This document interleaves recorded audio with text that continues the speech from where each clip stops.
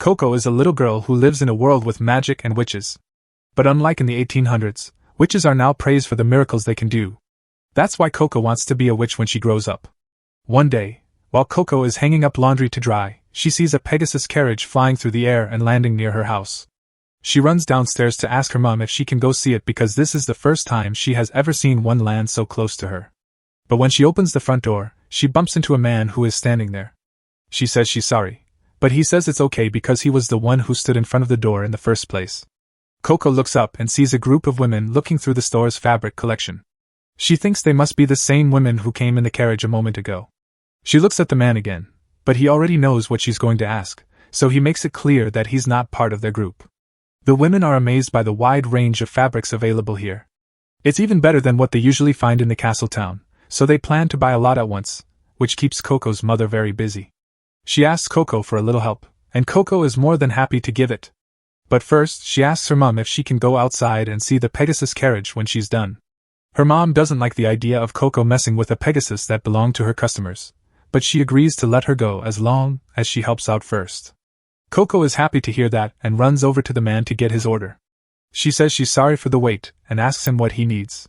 He says he wants a smoky white cloth and has already written down the exact measurements he needs. All Coco has to do now is cut it out for him. Coco goes to find the right color of fabric for the man. After she gets it, she uses chalk to mark the measurements and starts cutting. But when she's done, she sees the man staring at her work, which surprises her. He says that craftsmanship as good as this feels like magic to him.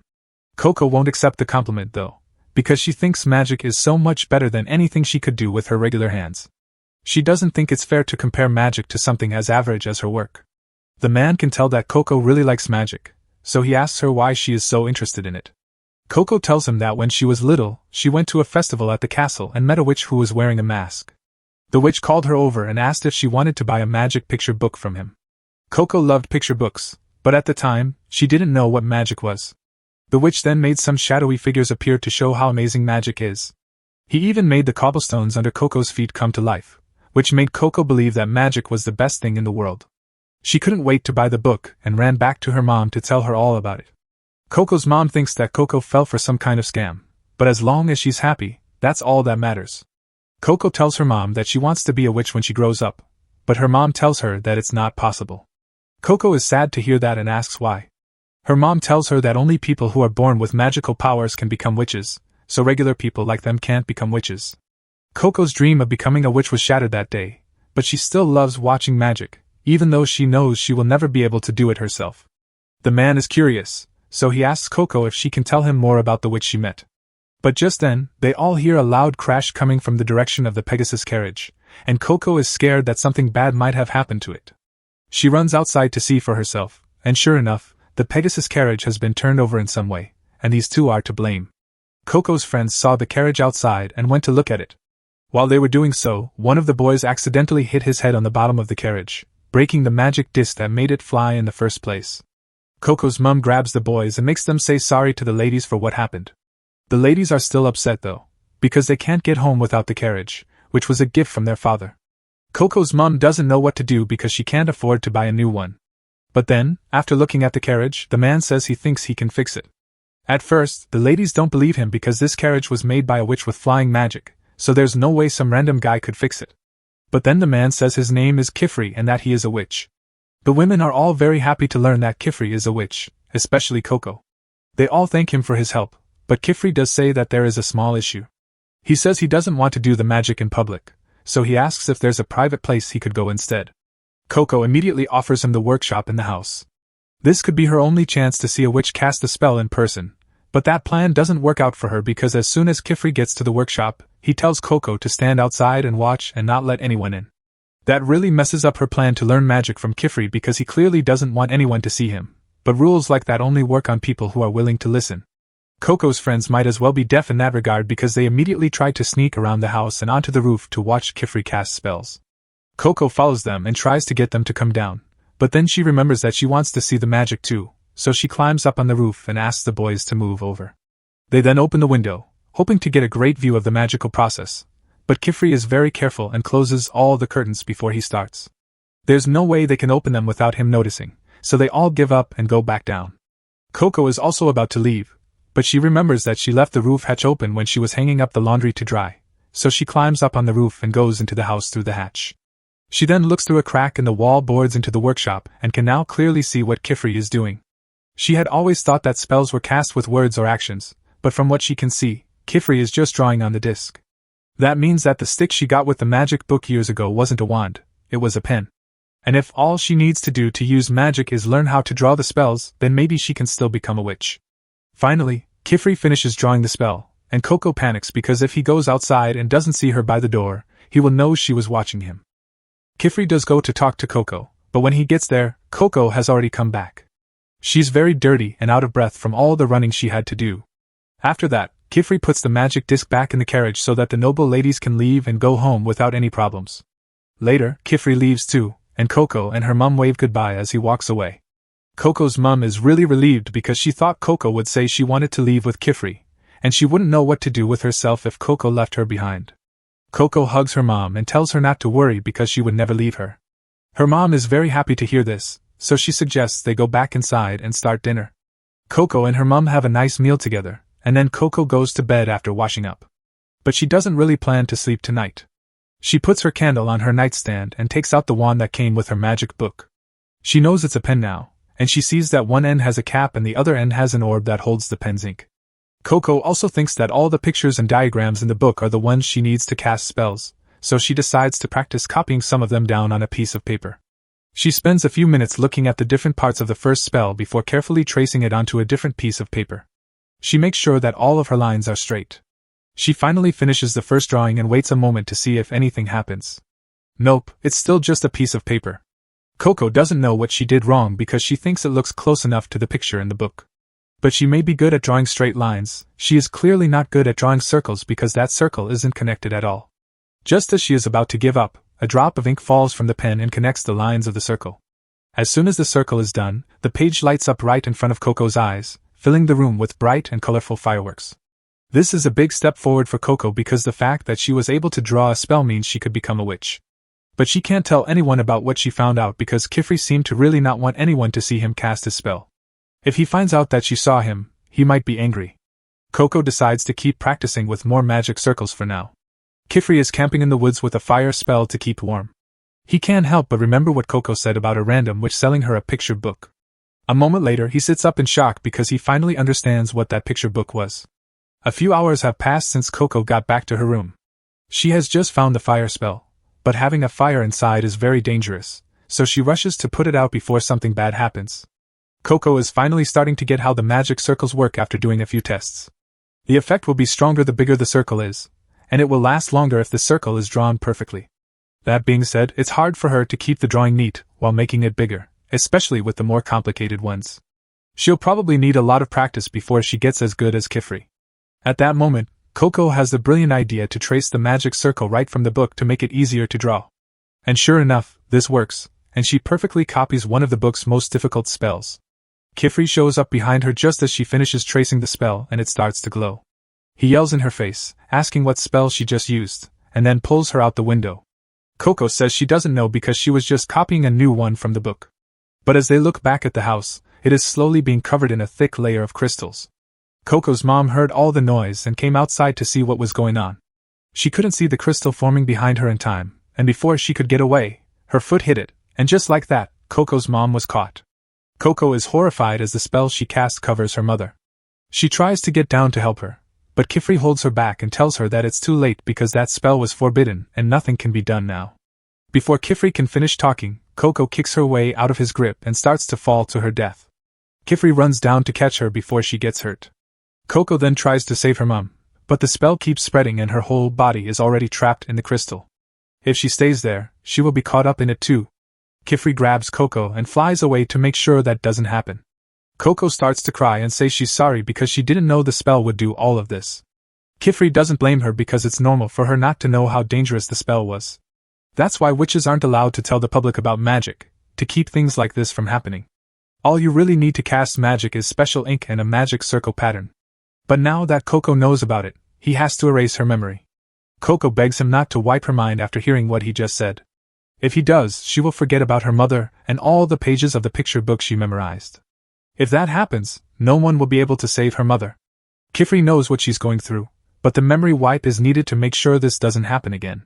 But then he remembers that the picture book Coco talked about is also sealed in the crystal, and without it, he won't have any clues to help him find the witch. Coco might have the best chance of finding him because she knows the book by heart.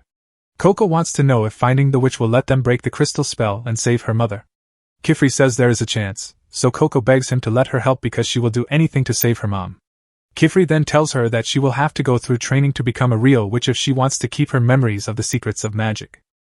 The next morning, Kifri takes Coco back to his studio and tells her not to worry about her mom because he put up a barrier around the area to keep people out. No one else will be affected by the spell, and Coco's mom will be safe in case they can find a way to fix the damage. Coco starts to cry because she knows this is all her fault. Kifri comforts her and tells her that she had no way of knowing that the spell was dangerous in the first place.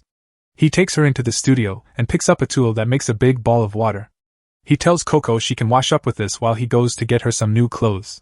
Coco doesn't really know how to use this thing, and after what happened, she's scared to touch magic that she doesn't understand. At that moment, a girl named Tesha comes around the corner and tells Coco not to worry because that spell isn't very dangerous. She says that it is called a vapor bubble and that it works by pulling water out of the air to make a ball of water. She also shows how to use it by tipping it over and letting some water flow out. Coco is very thankful for the explanation and thanks Tesha. Tesha, on the other hand, is even more thankful to Coco because she doesn't get to explain magic tools to others very often, so this was fun for her. At that moment, a girl named Rikha walks over with a quill and ink in hand. Coco knows that these are the tools for casting spells, so she asks Rikha and Tesha if they are witches. Tesha says that they are just apprentices learning from Master Kifri, but now that she thinks about it, she wonders who Coco is supposed to be. She asks if she's an apprentice too, but Coco thinks it's too soon to say that, since she didn't know what magic was until yesterday.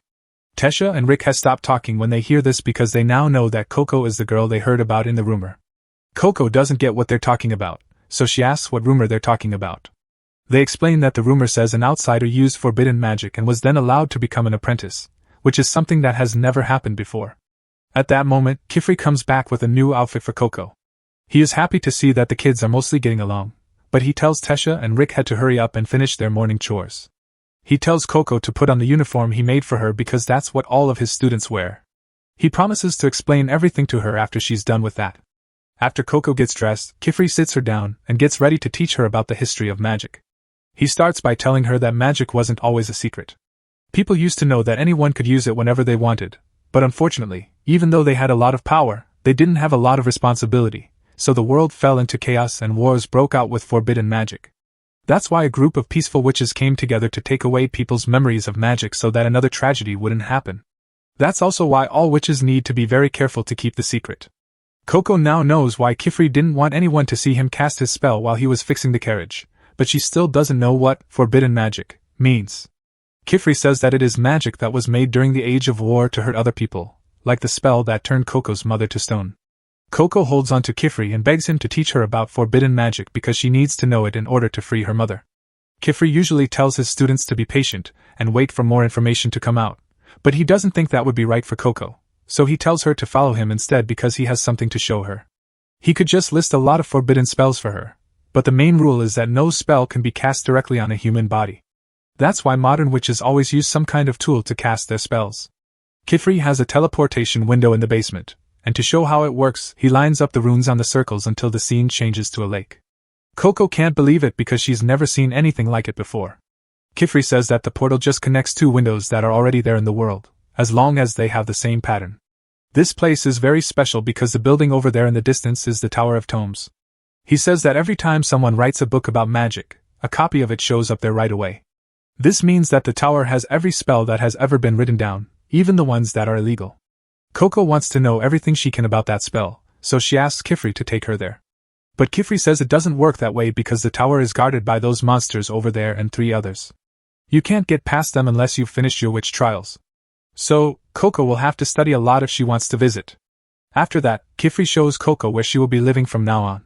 While he's there, he wants to introduce her to her new flatmate, but sadly, Agat isn't home right now. Kifri takes Coco inside and tells her that she and Agat will have to share one workspace, but they each have their own bedroom. He tells Coco to take a break because she has had a long day, and if she needs anything, she can call him anytime. He calls his bosses to let them know how things are going with Coco as he leaves. He thanks them for letting her be an apprentice, and says she is settling in well. He hasn't asked for information about the witch who gave her the book yet, though, because he wants to wait until Coco is used to her new life here. Coco is busy exploring her new room, and she's really excited because she never thought she'd get to see what a real witch's room looks like. But just as she's about to start touching things, she hears a voice telling her to stay on her side of the desk.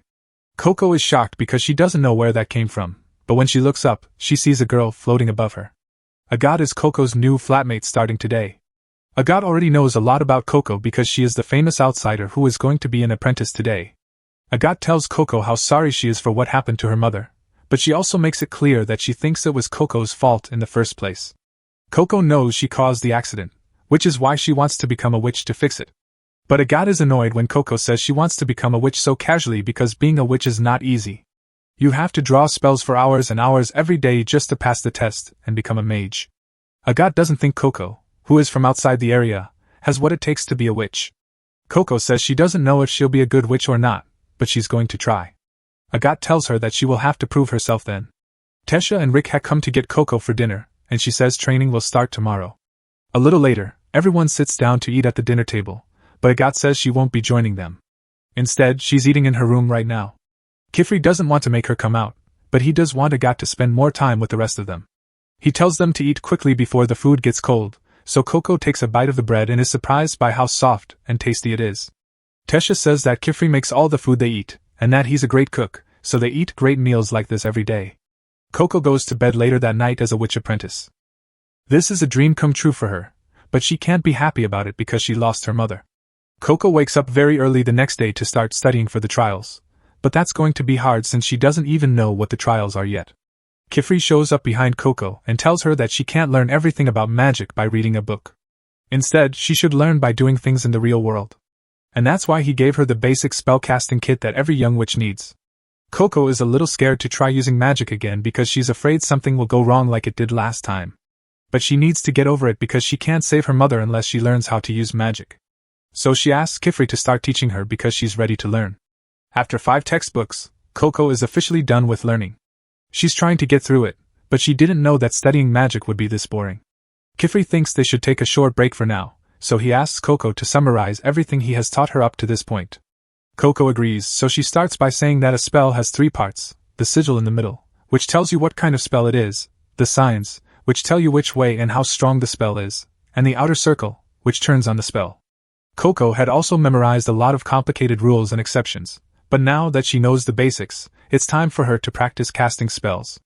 Kifri stands behind her the whole time, cheering her on, but when Coco is done, she's too embarrassed to show him, so she tries to throw it away. Kifri stops her and takes the page out of her hand to look at it. Coco doesn't want him to see it, though, because the lines are all wobbly and messy. Kifri says he already knew she would do that, and that it's okay because she's still learning and needs to be able to make mistakes in order to learn. Kifri then points out a place on Coco's magic circle where she didn't connect the ends of the circle. He says that drawing a perfect circle will make the spell work better, but the most important thing is to make sure that the circle is completely closed. If it isn't, the spell won't work. He tells her to try to connect the lines, and she does. A second later, a water jet spell goes off, hitting Agathe in the back from across the room. Coco starts to apologize right away because she didn't mean to do that, but Agathe says it's fine because it doesn't bother her. She even takes the time to say that Coco made one of her signs longer than the others, which is why her spell went in that direction. Kifri thanks Agathe for her comment, and is sure he made the right choice by leaving her in charge of Coco. He then heads for the door, and says he will be at the tower for a while because he needs to check on something. Agathe tells Coco that it's time for her to prove herself now that he's gone. She won't give Coco any breaks like Kifri did. Kifri has just gotten to the Tower of Tomes, so he goes down to the first lair. But as soon as he lands, someone behind him pulls him down. It turns out to be Elira, one of his old friends, playing a prank on him. Kifri is happy to see her again after a long time. She says she heard all about his new little apprentice. She asks if he thinks she will be able to lead them to the brimmed caps, since it has been over 4 years since anyone has used forbidden magic. Kifri says that wasn't the only reason he chose Coco as an apprentice. In fact, Coco isn't even officially his apprentice yet because she hasn't finished her first test. The tests are held at the Dada range, and this time of year, the elevation there is at its highest point. Kifri says that this would be way too dangerous for a new apprentice because she could get herself killed. Meanwhile, Agathe has just set up the portal in the Atelier so that Coco can practice on the Dada range. Coco is a little hesitant because this doesn't seem like the right thing to do while Kifri is away, but Agat tells her to stop being a baby. If she wants to be an apprentice, she will have to take this test eventually, and Agat did it when she was only 10 years old. The first test is called Consent of the Crown. Coco will be given 3 things to use to get to the top of the range and pick one of the flowers there all by herself. Agat gives her a magic guidance orb to help her get to the top and a vapor bubble to drink water from. Since Coco is new to this, those are probably the only things she knows how to use. Coco is about to take her test, but before she does, she asks if she can have a pair of shoes like Agat's. She is technically allowed to bring one more thing, so she was hoping to get to fly like Kifri and Agat did. She says she's sorry if that's too much to ask for as a new person. Usually, it takes a long time to earn a pair of shoes like that, but Agat agrees and lets Coco borrow her own shoes. But that's the only nice thing she's going to do for Coco. She pushes her through the portal, and just before it closes, she tells Coco that if she fails this test, she will be automatically disqualified as an apprentice and have to leave the atelier for good. Coco is scared because she is alone in a strange forest, but she knows she has to do her best to pass this test, so she gets up and gets ready to go through it. It looks like the guidance orb works by showing her where to go, so Coco starts to follow it, but it's hard to walk through a forest alone. She finally makes it out into the plains, but what she sees shocks her. Big pieces of land are floating in the air, and the guidance orb is pointing up into the sky. She sits down on one of the logs and thinks about what to do next. She didn't know that her destination would be floating hundreds of meters in the air, and she doesn't know how to get up there. But then she remembers that she borrowed a god's flying shoes, which are perfect for this situation. She jumps up and gets ready to leave, but then she remembers that she doesn't know how to use the shoes. She stops again to look at the shoes, and from what she can see, each one has half of a casting seal on it. She thinks that if she joins them, the seal will work. She decides to put her theory to the test, and as soon as she puts her feet together, she leaves the ground and floats in the air. She is so happy that she finally learned how to fly, but she doesn't know how to use the shoes, so she decides to take a break. But all that excitement makes her lose focus, and a few seconds later, she falls and crashes into some bushes nearby. In the Great Hall, Kifri has just asked for a few things. While he waits for his request to be processed, Elira tells him that he wouldn't have to ask for things every time if he just lived there like she and the others do. It has everything a mage could ever want, but Kifri hates the Great Hall so much that he won't stay here any longer than he has to, no matter what she says. Elira agrees to drop the subject.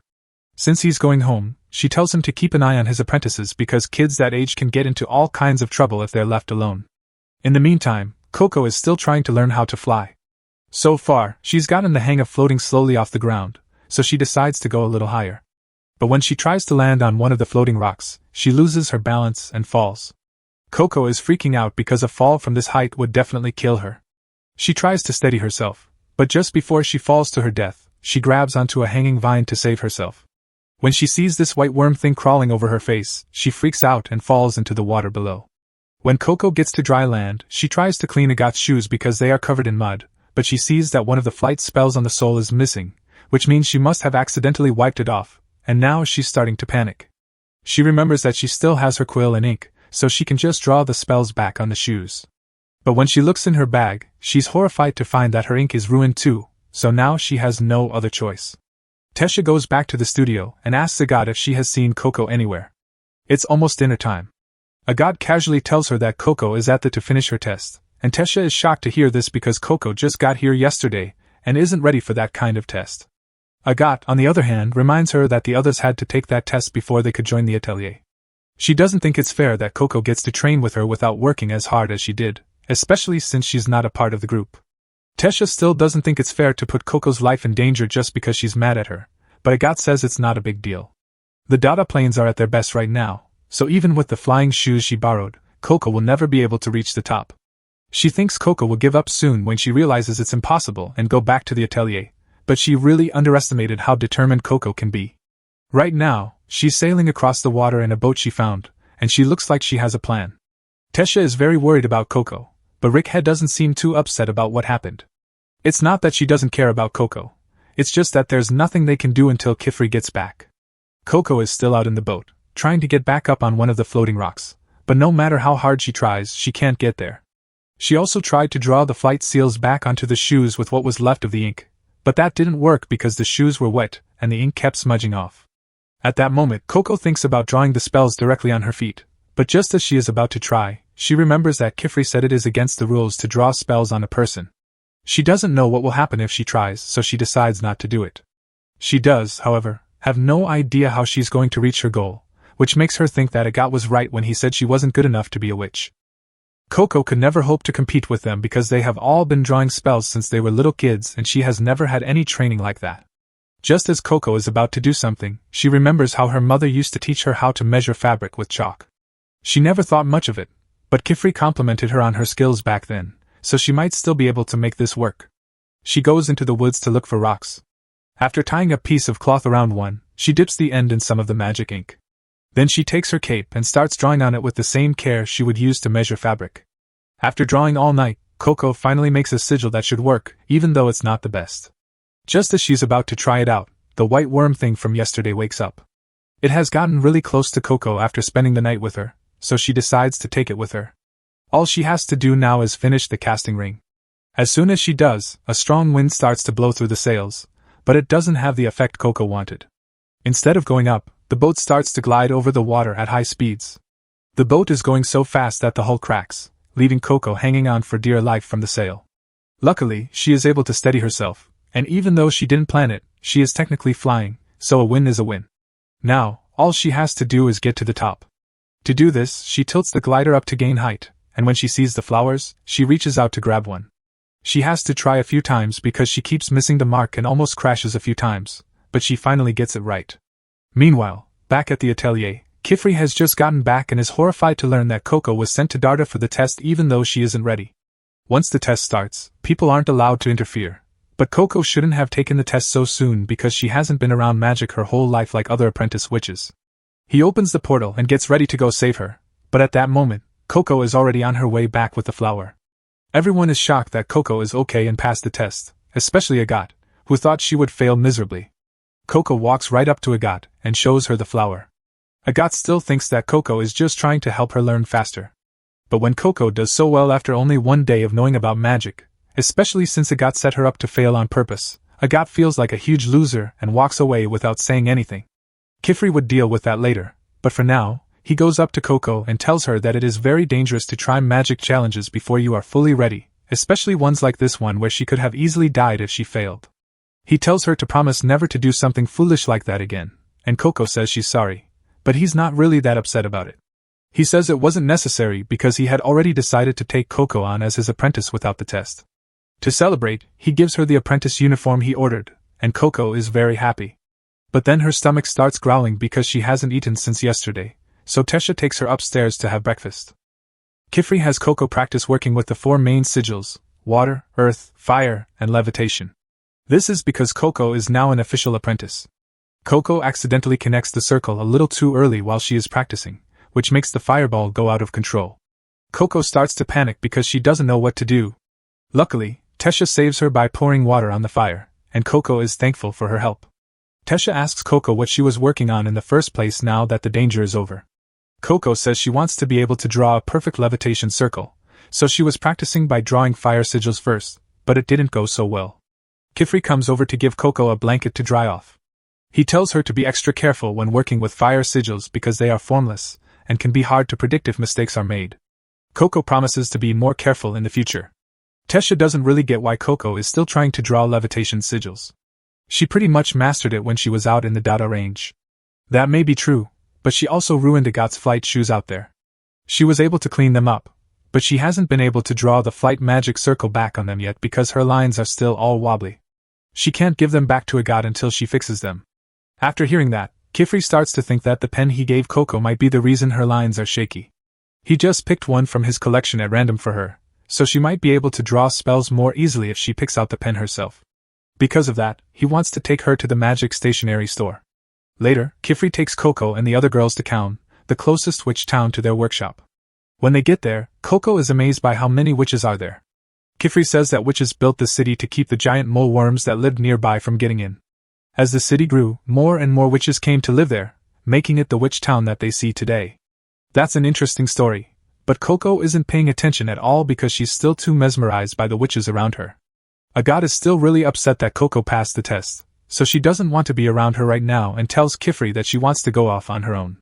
Kifri tells her to go and meet them at the magic stationery store. After she leaves, he asks Coco how things have been going with Agat lately, because it doesn't look good.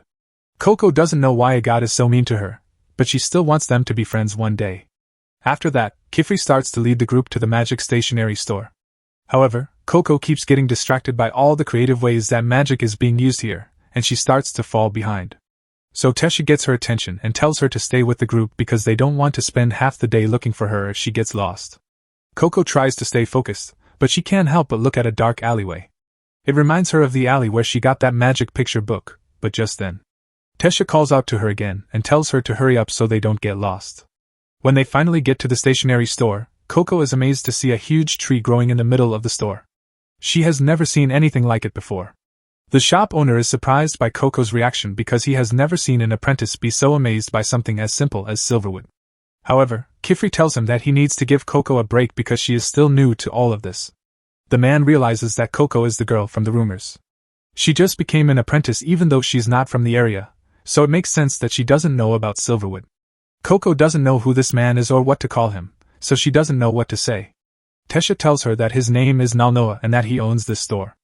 Nalnoa then says that he and his grandson made all of the things that are sold in this store. He can even get ink at different levels of concentration if he needs to. Coco is still very confused because she didn't even know the ink needed to be taken out in the first place. Nalnoa offers to show her how to do it. Coco eagerly follows Nalnoa up the stairs, but on the way up, she sees Nalnoa's grandson, Tarda, carving a pen. She is amazed at how focused he looks while he works, but she quickly shakes it off and keeps going up the stairs. Nalnoa goes to the top floor and takes a dying branch from the silverwood tree. She puts it in a beaker to start the extraction process. After a short time, the water turns jet black. Nalnoa says that silverwood is usually a pure silver color when it's healthy and alive, but it quickly turns black when it dies. In this state, it is poisonous to both people and the tree itself. But when you boil dead branches like these, they give off a liquid called crude. If you take out the extra water from the liquid, you get a nice, concentrated beaker full of conjuring ink. Kifri then tells Coco that conjuring ink and regular ink are not the same thing. The soot that comes from burning wood is what makes regular ink. Conjuring ink, on the other hand, is much stronger because it comes from the silverwood tree's crude, which is like its lifeblood. Because of this, the silverwood tree species is very important to all witches because they use it to make wands and ink. Coco gets excited when Nalnoa talks about wands, and Nalnoa asks if that's why they came here today. Coco says she came to get a new wand, so Nalnoa pours some ink from a small bottle and tells Coco to try a few out and see which one she likes best. The girls then go around the store to look for a wand for Coco. But just as she's about to start looking, she sees the masked witch who sold her the magic picture book standing outside the window. As soon as she sees who he is, the witch runs away. She chases after him, hoping to learn the name of the spell that turned her mother into a crystal. The other girls try to stop Coco from running away, but it's too late for that. They don't have time to go get Kifri because if Coco gets too far into the city on her own, they might not be able to find her. Agat is out shopping in the city when Coco runs into her by accident, but she doesn't stop and keeps chasing the masked witch. A little while later, the other girls show up and tell Agat that they need to go after Coco right away. Tesha pulls Agat along, and even though Agat doesn't know what's going on, she decides to go along with it. Coco keeps chasing the man through the back alleys of the city, which are full of twists and turns. The girls are doing their best to keep up with her. Coco's pet is with her, but all of a sudden it sees a thick fog coming in and stops. The girls keep going, and the next thing you know, they're all gone. Agat finally catches up to Coco and grabs her arm. She wants to know why she's running. Coco says she's chasing the man who gave her the book with forbidden magic in it. She tries to show Agat where he is, but when she turns around, he's already gone. Agat thinks this has all been a huge waste of time, but when they turn to leave, Rickhen notices that this place looks very different from the usual city streets. The floors and walls are also made of a white rock that isn't found in Kaln, so they must not be in Kaln anymore. Tesha doesn't get how that could be possible because she's sure they didn't go through a teleportation gate to get here, and there's no way they could have been teleported out of the city right away. Tesha thinks this must just be a part of the city they've never seen before, so she says she's going to fly up to get a bird's eye view and figure out where they are. But Agat doesn't think that's going to help because she's sure that this place isn't calm, and if they were really teleported here directly, then forbidden magic must have been used. Tesha comes back down at that moment, screaming that everyone needs to leave right now. Agat asks her to tell them what she saw, but Tesha says the problem isn't what she saw, it's that it saw her, and is coming here right now. The rogue witch is watching the group from the top of a wall. He didn't really want to bring anyone else besides Coco here, but he's going to do what he planned and give Coco a proper welcome to the world of magic. A big dragon lands right in front of the girls a moment later. At the same time, the bad witch says that Coco is his only hope. Back in the city, Kifri has finally finished his shopping, so he asks Nulnoa if he knows where the girls are. Nulnoa says he doesn't know because he hasn't seen them in a while. He thinks they might have gotten bored and gone for a walk, but Kifri doesn't think that's possible. There is no way the girls would leave the store without saying goodbye to Nulnoa first because they are all so polite. Kifri is starting to feel like something is very wrong here. Tarta comes up to them and says that he saw the girls leave the store chasing after a man in strange clothes who was covering his face with a picture of an eye. As soon as Kifri hears that, he knows it was the rogue witch, and he is really worried that something bad might have happened to the girls. The dragon is staring at the girls in the middle of nowhere, and they are all frozen in fear. But Agat snaps them out of it, and tells them that the only way to get out of this is to keep looking the dragon in the eye and slowly back away until they are out of its attack range. They all slowly back away, just as Agat told them to. When they are far enough away, they all turn and run as fast as they can, just missing the dragon's bite. Then the dragon starts to chase them, and it's getting closer, but Agat casts a fire spell to slow it down. While the dragon is confused, the group gets away into the maze. Coco tells Agat that what she just did was amazing and asks how she drew that spell so quickly while they are running. Agat says she didn't draw it back there at all. She keeps a notebook with spells that are only partially drawn, so all she has to do to use them is connect the circle. Coco loves the idea and asks Agat to teach her later, but first they have to stay alive and get out of here. Sadly, they quickly reach a dead end. The dragon may not know where they are yet, but if they can't find a way out of here, it won't be long before it does. Tesha starts to panic because she doesn't want to die here, and she can't believe Coco got her into this mess, but she doesn't want Coco to feel bad, so she stops herself from saying that last part out loud. Coco, on the other hand, gets the message loud and clear. She can't even say anything about it because it's all her fault. Agat calms Tesha down and says they can still get out of here. She just needs to cast a spell to break through the wall, but it will take some time, so she asks Tesha to make a distraction to give her some time to draw the spell. Tesha gets it, so she quickly draws a levitation spell and puts it in her dungarees to make them float. When she lets them go, the dragon starts to chase them, which should give them a lot of time. Coco happens to see a magic circle on the ceiling when she looks up, so she goes over to Agat and taps her on the shoulder to show her. This makes Agat mess up her magic circle, and she's really mad that Coco got in the way. She screams at her and says, "You should never touch a witch while she is casting a spell." Coco says she's sorry and that she didn't mean to do it, but that's not good enough for Agat. Coco also didn't mean to turn her mother into stone, but that woman is still stuck in stone right now. She tells Coco to be quiet and do nothing because saying sorry doesn't fix mistakes. Agat doesn't have time to start over, so she's worried that they'll have to find another way through the maze.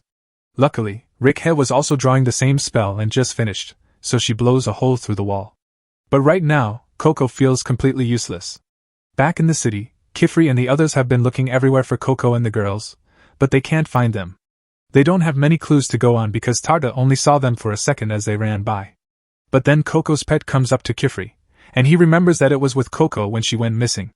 He asks it if it can lead him to them, and the brush buddy starts running in the direction of where it last saw the girls. Kifri follows closely behind, praying that the girls are still safe. The dragon has figured out that Tesha is trying to distract it, so it is back to chasing the girls. Unfortunately, they haven't gotten very far in their escape because they are back where they started. They don't have many other choices right now because the dragon might find them if they keep running. Agat suggests that they find a place to hide for a while. They all end up under a flyover, and Tesha is freaking out because she thinks she might die in there. Coco tries to cheer her up, but when you're being hunted by a dragon, there's not much to look forward to, so Coco gives Tesha her cloak as the next best thing. Coco always feels better when she wears it, even if it's not much. It reminds her that she looks like a witch on the outside, even if she's scared. That's why she wants Tesha to have it. If it helps her calm down even a little, then Coco won't have been completely useless. Tesha feels really bad when Coco says that about herself, so she casts a spell that makes a soft ball around them both. Inside, she tells Coco she's sorry for making her feel like this is all her fault. Tesha hates that she took her fear out on Coco when she's supposed to be the one protecting her because she has more experience. Coco tells her she doesn't have to apologize because it really is her fault. Coco tells Tesha that she and the others have been doing a great job of protecting her so that Tesha doesn't feel bad. She also says that this fluff ball thing is very comfortable, so she asks Tesha what spell it is. Tesha says that this is one of her own creations. She got the idea because when she was younger, she used to dream about sleeping on the clouds and wanted to make that dream come true. She knows that the spell isn't perfect yet and still needs some work, but she hopes to be able to submit it as a general use spell one day. This spell might not be the most useful one, but it's her dream, and Coco's dream is to become a witch and save her mom. Tesha says that neither of them should give up until they get what they want. At that moment, Agathe pokes her head in and says she heard everything. She tells Tesha that it's okay to chase her dreams, but if she really wants to make it feel like she's sleeping on a cloud, she needs to use something more solid, like cotton, instead of real clouds. Tesha says that would ruin the whole point because it would just be a regular mattress at that point. Agathe says that they have a more serious spell to worry about than Tesha's. It looks like there is a looping spell on this place that keeps them from leaving no matter how far they walk. If they want to get out of here, they need to do something about it. They will have to find and break that seal first, but Agathe has no idea where to start looking. Coco then says that she saw a magic seal on the roof a while ago. After everyone else looks, they all agree that this must be the seal that is keeping them trapped in here. However, they will need to find a way to get rid of the dragon first. Agathe starts to make a few more fire spells to use against the dragon, but Coco stops her because she doesn't think that's going to work. Agathe's fire spell did slow the dragon down, but it didn't hurt it much. Agathe has to agree with Coco that dragons are naturally resistant to fire. Then she asks Coco if she has any ideas for a spell they could use to beat it instead. Coco thinks fighting the dragon would be too dangerous, so she has a different plan. She draws a picture on the wall to show them her plan. She wants to use Tesha's spell to keep the dragon busy while they get to the spell seal up there.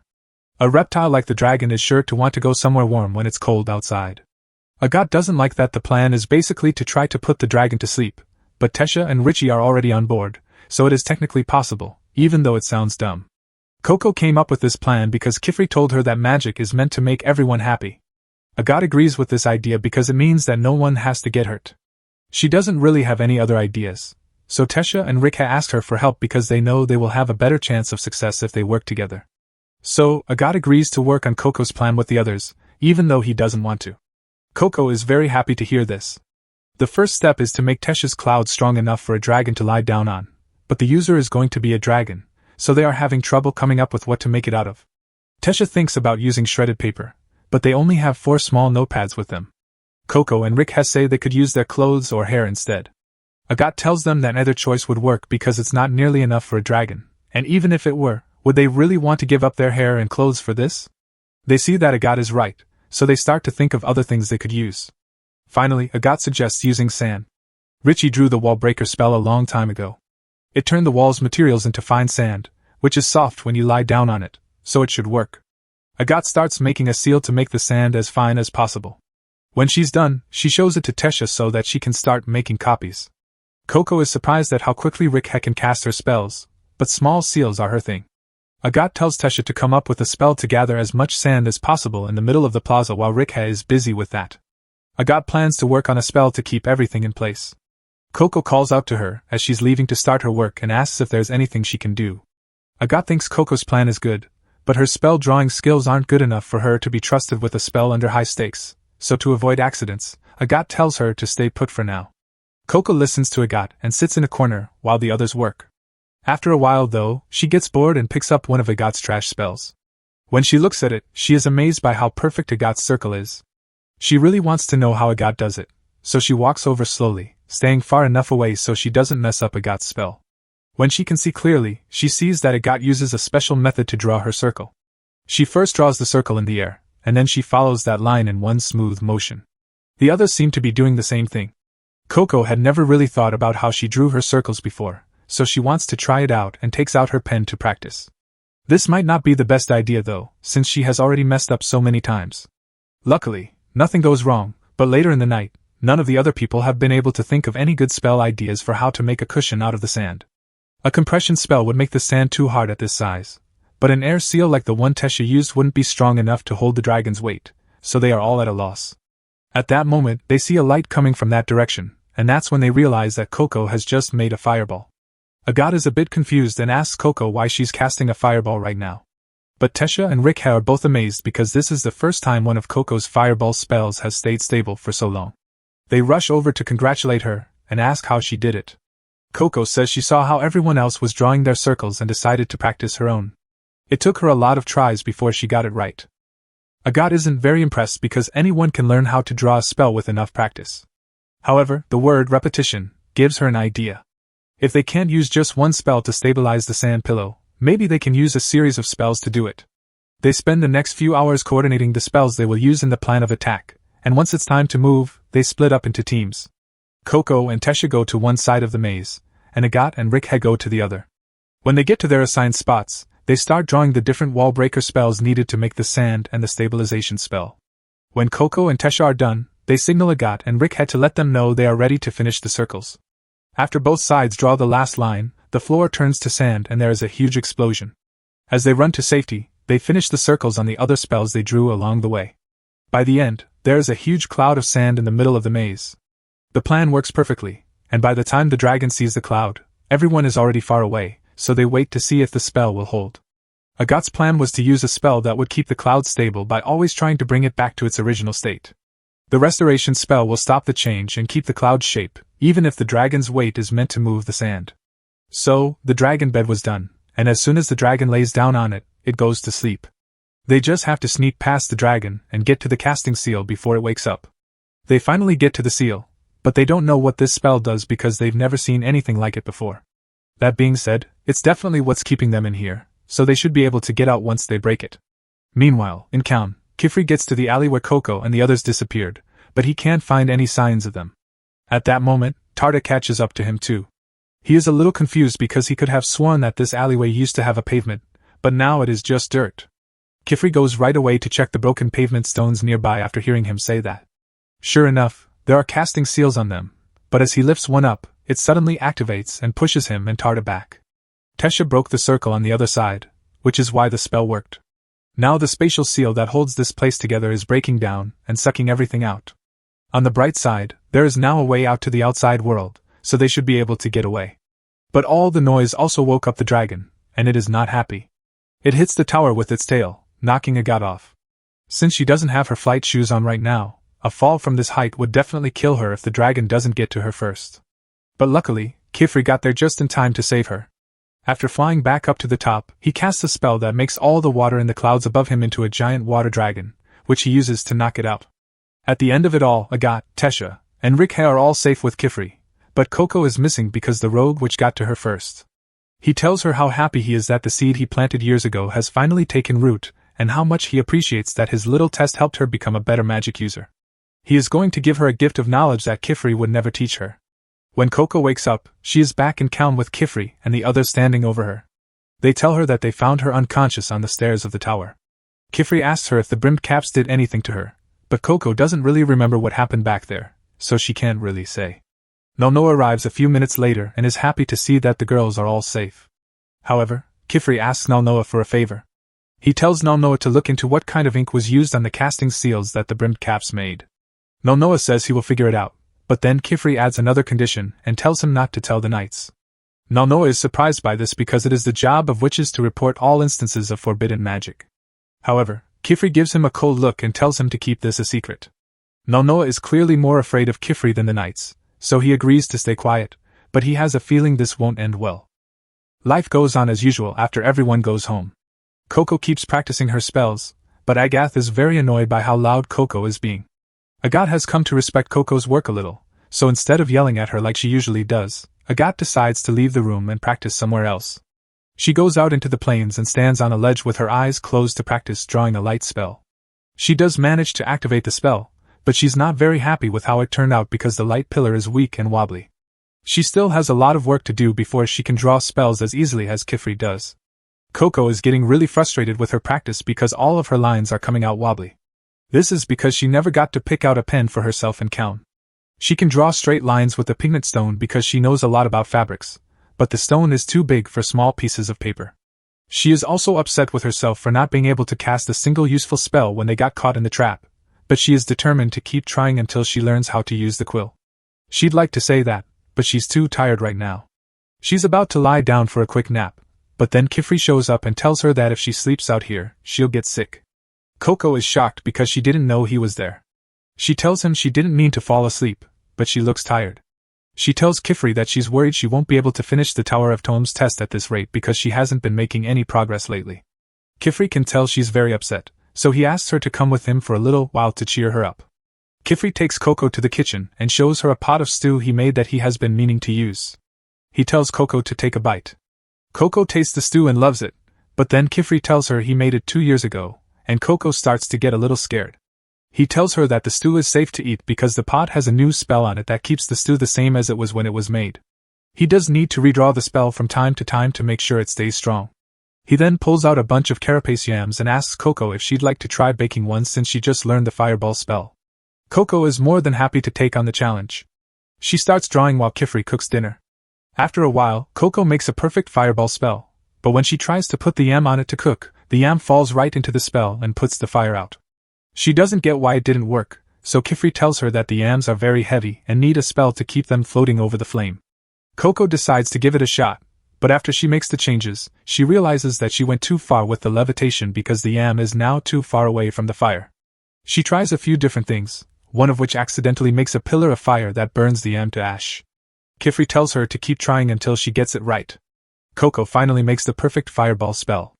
After letting the yam cook for a while, she takes it out with tongs and tells Kifri that she is done with his homework. Kifri tells her she did a great job, and it looks like Coco's mood has improved just like he hoped it would. Kifri tells her a short story about what it was like for him when he was still learning how to do magic. He learned water magic first because he didn't know how to swim and hated getting wet.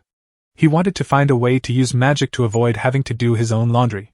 He tells Coco that being lazy can be a good reason to work on a spell if you do it right. He tells her to try to find ways to use magic in her daily life to make things easier, and after making enough spells, she will start to get the hang of it. A few minutes later, Tesha and Rick have both come into the kitchen because they can smell that Kifri is cooking and they can't wait for lunch anymore. They ask if they can help. After a few minutes and some last-minute work on Coco's fire spell, the food is finally ready. Coco suggests that they eat outside today because the weather is so nice. Kifri likes this idea because he hasn't had a picnic in a while, so he goes to get the other things they need. Coco then calls Agathe to see if she wants to join them for a picnic. Agathe says she was going to work while she ate, so she won't be able to go with them. She also says that the weather outside is really bad right now. Coco and the others didn't know it was raining, and they're sad that their picnic plans fell through. But Kifri doesn't get why they're so upset because they can use magic to fix this exact problem. After seeing this, the girls get excited again because the picnic is back on. They all leave together under Kifri's umbrella spell. Once they find a good place to lie down, they all start eating. They're all having a great time, but Coco thinks it would be even better if Agathe could join them, so she decides to call Agathe and ask him to come outside after the rain stops. When she finally gets back to the studio, though, a strange man answers the door instead of Agathe, and he looks like he's in a bad mood. Coco is scared and surprised, but luckily Kifri is right behind her, so she runs up to him. Kifri seems to know the man and says she's sorry she wasn't home to meet Aurejo. When Aurejo asks who Coco is, she says she's Kifri's apprentice, but Aurejo doesn't seem happy to hear that. He wants to know why Kifri would take on an apprentice while he was away, but Kifri says he has a good reason for everything. He tells Aurejo that Coco's case is rather special because she was a victim of forbidden magic, but the second Aurejo hears that, he cuts Kifri off and grabs Coco before walking away. When Kifri asks him what he's doing, Aurejo says he doesn't want anything to do with the brim caps. Instead, he's going to give Coco to the knights so they can deal with it. But Kifri won't let that happen, so he stops talking right away, casts a water spell that blocks Aurejo's path, and tells him to let Coco go because he doesn't want the knights to hear about any of this. He's willing to do whatever it takes to stop him. Aurejo doesn't take that threat lightly because he knows what Kifri can do, so he stops, and Kifri says they should talk about it inside. Kifri tells everyone what happened before he took Coco on as his apprentice. Since this is Coco's first time meeting him, he also tells her that Aurejo is the Atelier's watchful eye. In short, he's an inspector who goes to rural ateliers to make sure that everyone is following the rules of the Magic Society. Right now, Kifri is breaking one of the most important rules. Kifri says that if he had erased Coco's memories like he was supposed to, he would have lost all leads on the brimmed caps and what they were doing. But Aurejo reminds Kifri that it's not their job to look into the brimmed caps in the first place.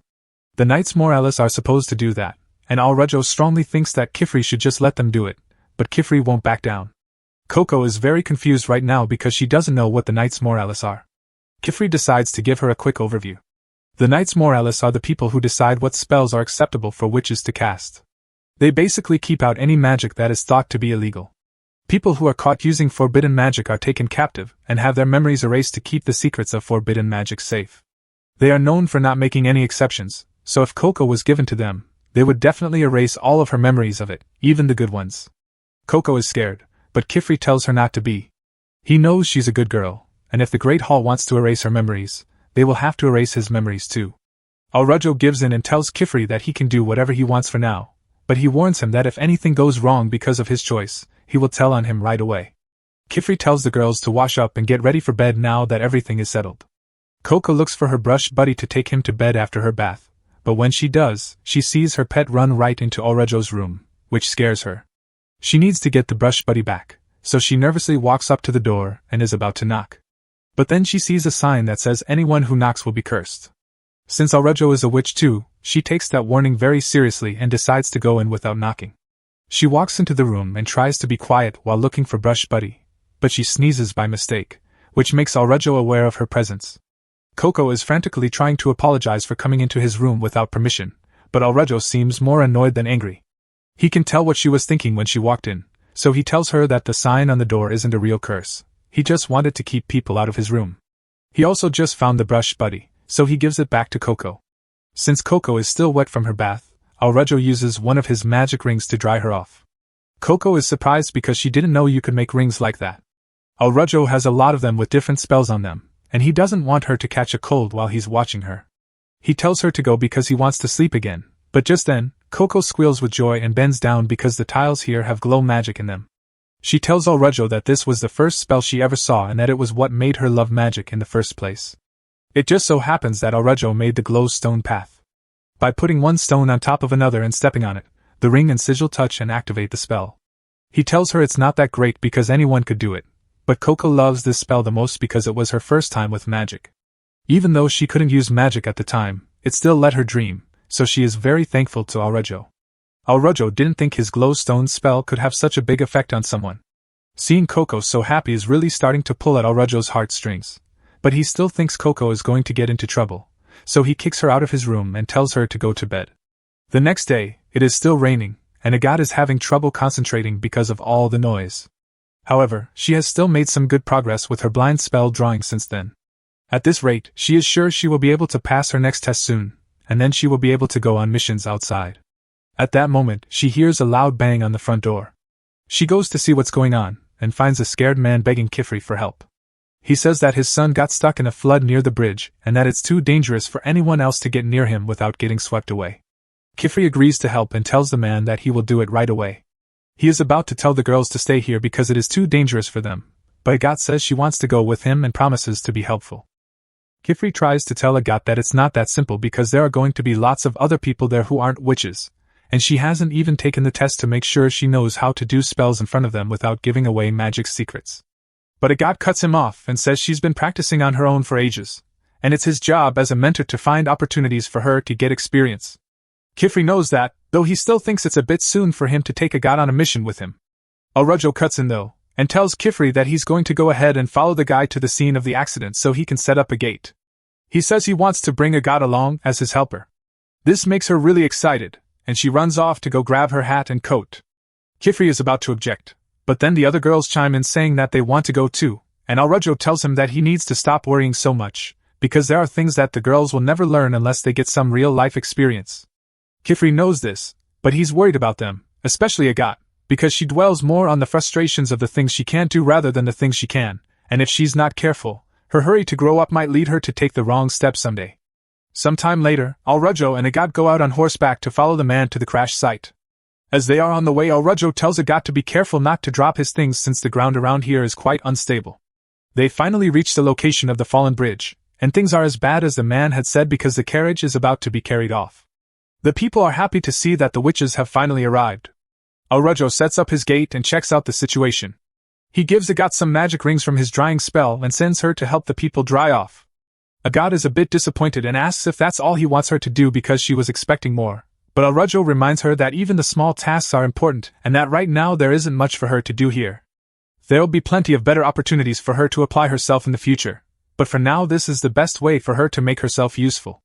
But Alrejo was merely stating the facts, while to Agathe it felt like he was treating her like an ignorant child, and she can't stand it because she has been working so hard to prove that she's a worthy witch, but she can't prove herself unless she is given the opportunity to do so. Once Alrejo finishes setting up the gate, Kifri and the others can come through. They immediately get to work. Alrejo flies down to the carriage to secure the children trapped inside, and Kifri flies ahead a little before taking out a magic sword and stabbing it into the river floor to stop the flow of water around the carriage. It's very impressive, But while the sword may be stopping the flow of water, Kifri still needs to put a fair amount of effort into keeping it centered against the flow of the current. So he tells Alrujo to hurry up with the evacuation.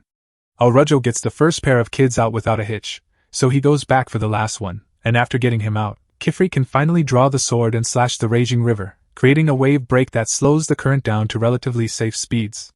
Thankfully everyone is okay, and the man who called for help is very relieved to see his son is okay. Custis apologizes for all the trouble he caused. He was just trying to protect Dagda's products. None of that matters to Dagda, as long as Custis is okay.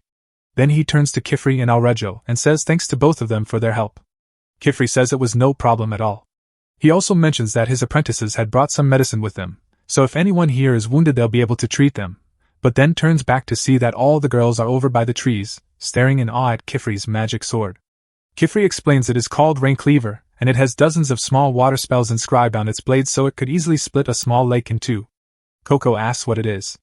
The girls think it's cool, and Tesha asks Kifri if she can hold it for a bit. He turns her down, and says this thing is way too dangerous for kids to hold, not until they've been trained up properly at least.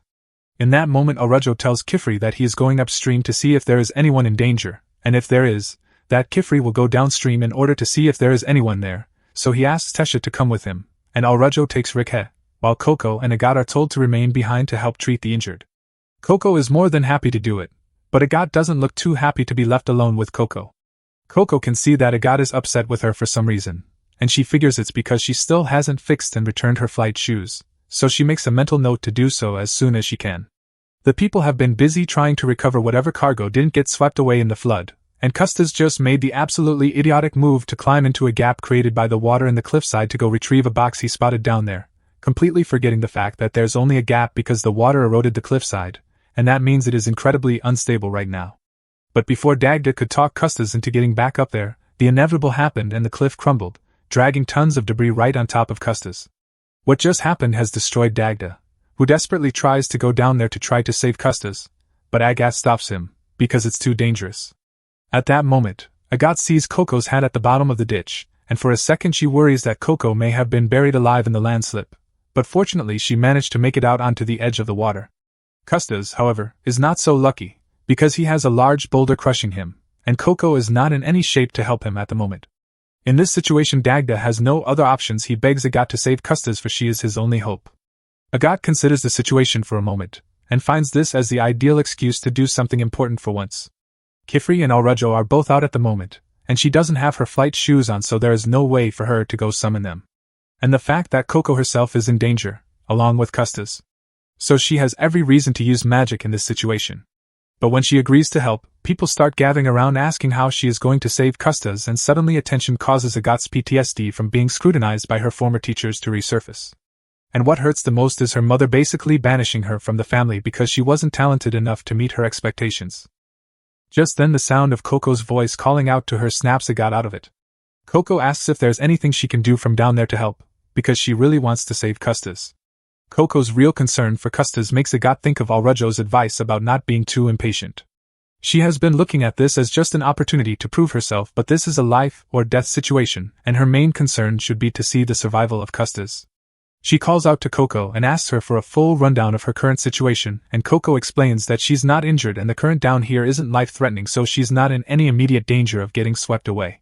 She can't pull herself up because of the mud, so she is stuck here. Custis, however, is unconscious at the moment, and judging from the size of that boulder pinning him down, his leg must have been pulverized. But no grown-up would have the strength to lift it alone, so the only way to save Custis is with magic. But unfortunately, Coco's bag got soaked in the water, so all her drawing tools have been ruined. And Agat isn't allowed to let normal people see her draw spells, so she can't do anything with them standing here.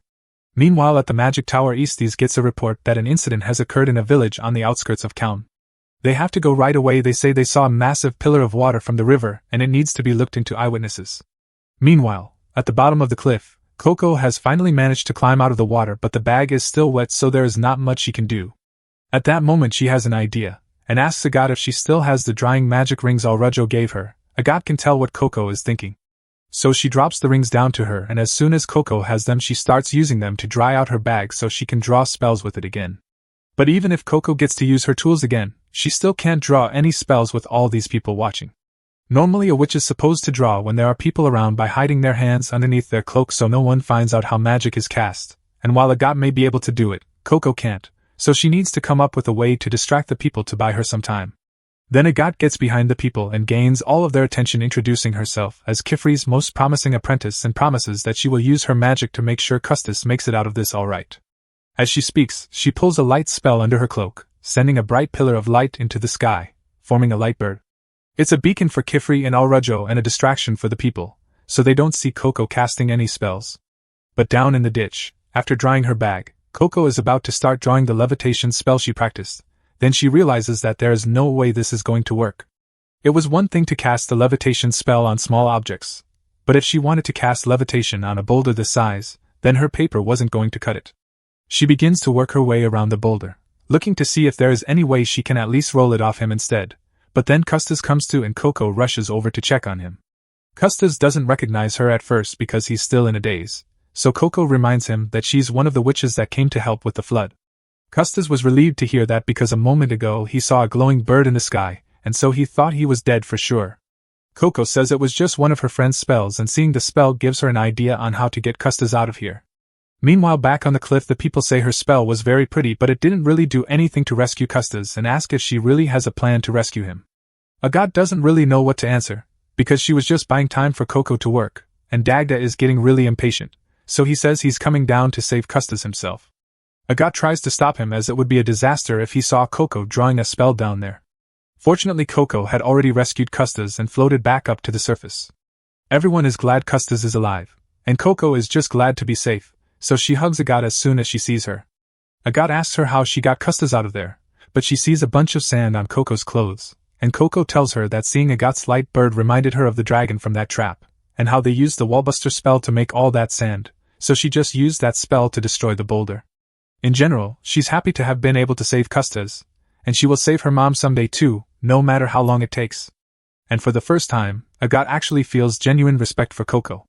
But then the two of them are suddenly tied up by a ribbon and pulled into the air. What the heck is going on? Coco doesn't have a clue what's going on, but Agathe recognizes the costumes of the witches holding them hostage as belonging to the Knights Morales, and if the Knights are here, they are in serious trouble. Agathe tries to tell them they are wrong, she is an apprentice witch and so is Coco, but the Knights immediately accuse them of being in league with the brimmed caps. Aestes, however, nods to the spell just cast. Coco's eyes widen as she looks down. She only remembers drawing a wall-breaking spell, but the whole side of the cliff has turned to sand, and the river itself vaporized. She has no idea how this could have happened, but the Knights say that obviously she must have used forbidden magic, and according to witch law, she will now be punished. Coco tries desperately to explain she didn't use any forbidden magic, but Aestes refuses to listen and gets ready to use the memory eraser's spell, but before he could, Rikhef flies in and grabs his arm and Tesha burns the ropes that are binding Agathe and Coco. But those ropes were also the only thing that was holding them in the air, so as soon as they're gone, they fall to the ground. Luckily Tesha had prepared her sand bed beforehand so they land softly, and the girls try to tell Aestes to just wait and listen, but he is dead set on erasing Coco's memories because he is convinced she must have used forbidden magic. But he falls silent when Kifri arrives, because the first thing he does is slam his water blade against his throat. Aestes and Kifri don't get along well, but Aestes knows how much of a threat Kifri can be when he's angry, especially when it comes to his students, so he's much more open to talking now. He said one of Kifri's students cast a spell strong enough to alter the ground itself, and spells like that have been outlawed since the Age of War. So if Coco actually cast a spell like that, then she definitely broke the law.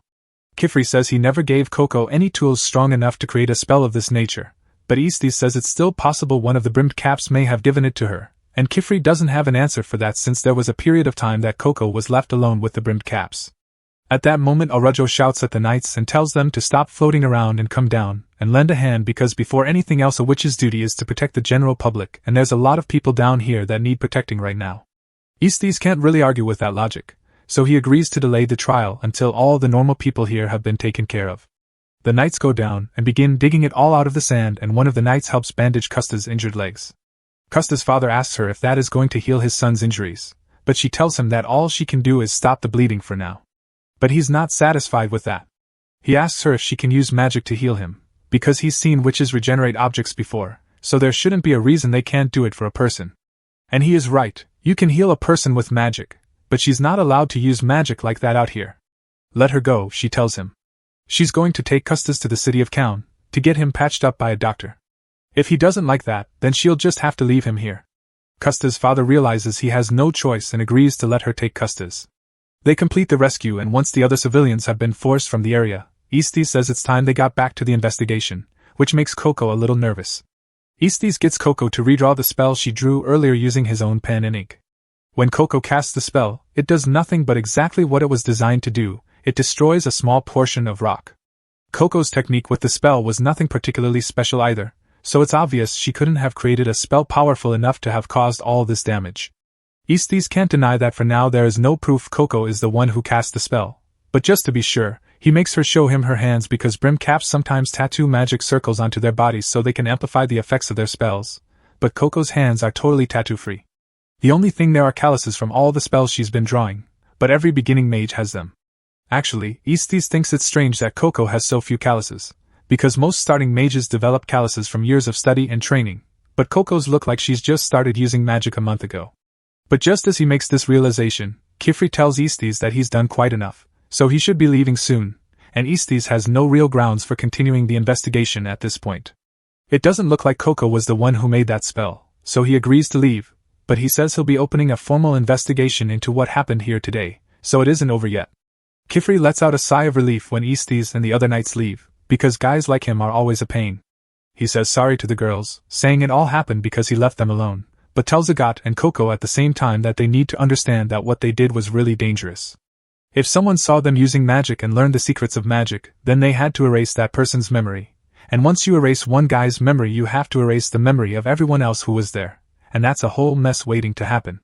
Coco and Agathe apologize and promise Kifri they will be more careful in the future, and Agathe has already accepted that she will probably not be allowed to take the advancement test anytime soon after this.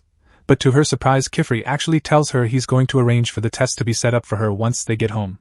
He believes it is a suitable reward as she did manage to get through the situation without revealing magic to any of the civilians. Tesha is a little jealous that only Agathe gets to take the test, but Kifri reminds her that she hasn't even finished the basics of hidden casting yet, so she's not as qualified as Agathe is. The same goes for Rick and Coco, who didn't even know that there was a second test. Alrujo asks Kifri if he's sure about it, because earlier today he was talking about how Agathe has a tendency to get ahead of herself, and that was indeed the case earlier, but Agathe didn't do that today. She let Coco handle it instead, and that's proof. Agathe then runs up to Kifri and asks him if they can leave right away so that she can get home and start practicing for her test as soon as possible, but Kifri says there's something they should do before they leave. Meanwhile, as the knights are flying away, one of them says that if it is really true that Kifri accepted an outsider as his disciple, the rumors that she used a forbidden spell may be true as well. But Estes says there's no real proof Coco was involved in that spell, or that she lived there for that matter, and there's no way they'd be to look for proof with that petrification spell encasing the whole house, so the only way they'll be able to punish her for that incident is if they can get her to admit to it herself. After all, if the brimmed caps really have gotten to her, then it's his job to see that she doesn't do any unfixable damage.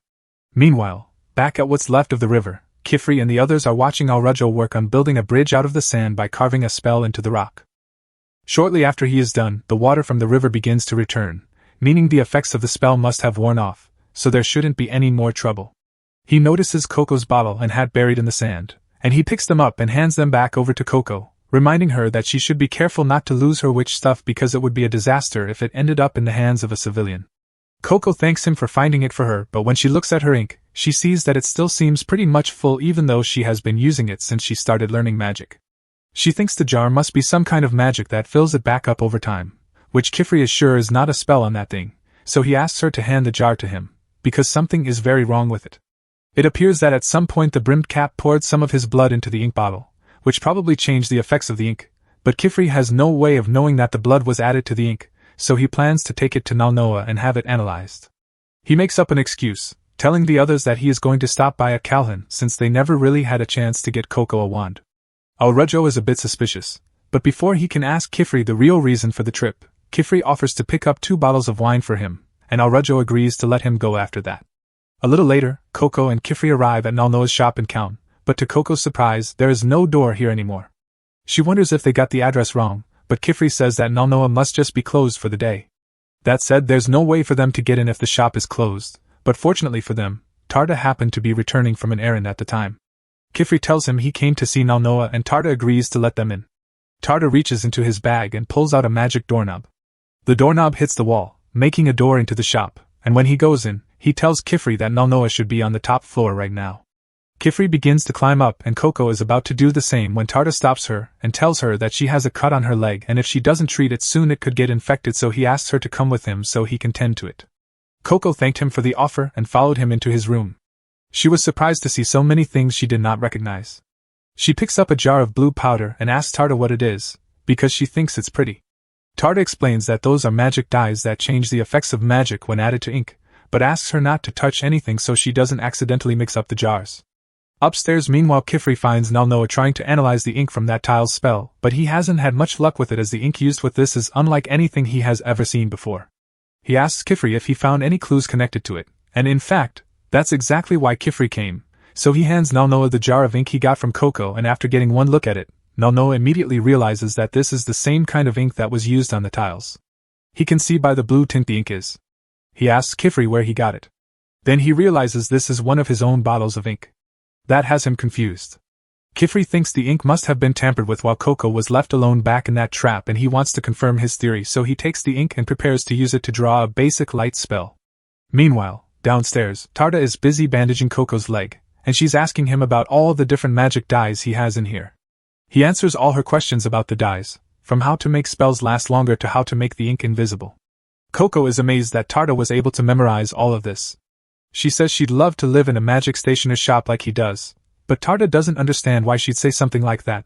Being a witch apprentice at an atelier is 100 times better than being stuck here. Coco is a little confused because she thought Tarta was a witch apprentice as well, but that is a bit of a touchy subject for him because he has not been able to fulfill his dream. Then Coco spots a really pretty red powder on the top shelf, so she asks Tarta what it is, so he asks her to point at it so he can find it. Coco finds it strange she can't see the bright red jar, but she climbs on a ladder nearby to point at it properly. But suddenly, as she does, Kifri's light spell comes into effect, and it is much larger than usual, and it surprises the kids, and Coco falls over. They both wonder what could have caused such a blinding light, but more importantly Coco realizes she accidentally knocked over all the dyes. Fortunately none of them broke, and she offers to help Tarta put them all back in their place, but Tarta looks crushed, saying it is pointless. All the jars have their labels ripped off, and he can't tell them apart because he can't tell them apart by color like Nalnoa can. Coco is feeling terrible about what happened and asks if he is sure there is nothing she can do. Tarta solemnly asks her to leave it as it is, as there are some things he just can't do, and with his silver-washed eyes, he will never be able to become a proper witch like others. Upstairs, meanwhile, Kifri and Nalnoa are still feeling the effects of the magic light blast, and it doesn't make sense that a small spell would create such a powerful blast, so there must be something very wrong with that ink. Kifri figured the brimmed caps probably used a twin bottle spell, which is basically linking Coco's bottle to one of theirs, and that's how they managed to add whatever mystery additive made the spell so powerful. Nalnoa believes this is way too much for him to handle, so he believes they should contact the Great Hall right away. Kifri tells him they can't do that. This is the link to the brimmed caps he's been waiting for, and he needs to make sure no one knows he has it if he's going to catch them. Kifri begins to get nervous as he sounds a little unhinged, and apologizes to Nalnoa for what he is about to do. Then Kifri comes out of the store and sees Coco waiting outside. Silver-washed? What's that? It's a congenital disease, he tells her. You can only see in black and white. Witches tend to prefer good eyesight, you see. It's a rather difficult sickness to be a witch with. Later, inside, Tarta enters the magic dye room and finds Nalnoa rummaging through the mess. Tarta apologizes and says that he was startled by the flash of light earlier and accidentally knocked them over.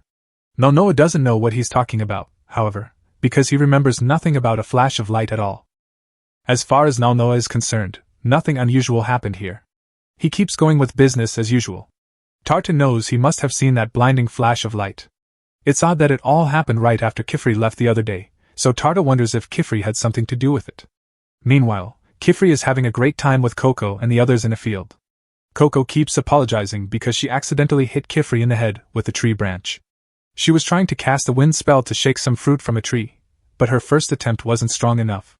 She tried to make the spell bigger, but she overcorrected and ended up blowing the entire branch off the tree onto Kifri. Tesha suggests that Coco change the angle of the wind so it twists the fruit out instead of just pushing it. Kifri thinks that's a fantastic idea. He adds that adjusting spells to fit each situation is part of being a witch. Tesha says it's important to consider why the spell failed in the first place. Even if it works, you should think about why it worked too. Kifri agrees completely and tells Tesha she would make a great teacher. Tesha loves hearing that, but Agat chimes in, saying she's not in a position to teach anyone when she hasn't improved much herself. A little later, they all sit together and enjoy the fruit. Coco asks Kifri about the tests she heard about earlier. Apparently, there are more tests beyond the one she took at the data range, so she wants to know what they are. Rikha absolutely hates the tests. She doesn't think they matter at all. Kifri explains that the tests are meant to ensure a witch can handle real-world situations. Whether they are helpful depends on the person. He tells them there are 5 tests in total, with the one at the data range being the first. That test grants permission to become an apprentice. After that, the next step is to accompany your master on missions. The 3rd test allows you to enter the Tower of Tomes. Once you complete the 4th test, you are considered a full-fledged witch and don't need further training. The 5th test is for those who want to take on disciples.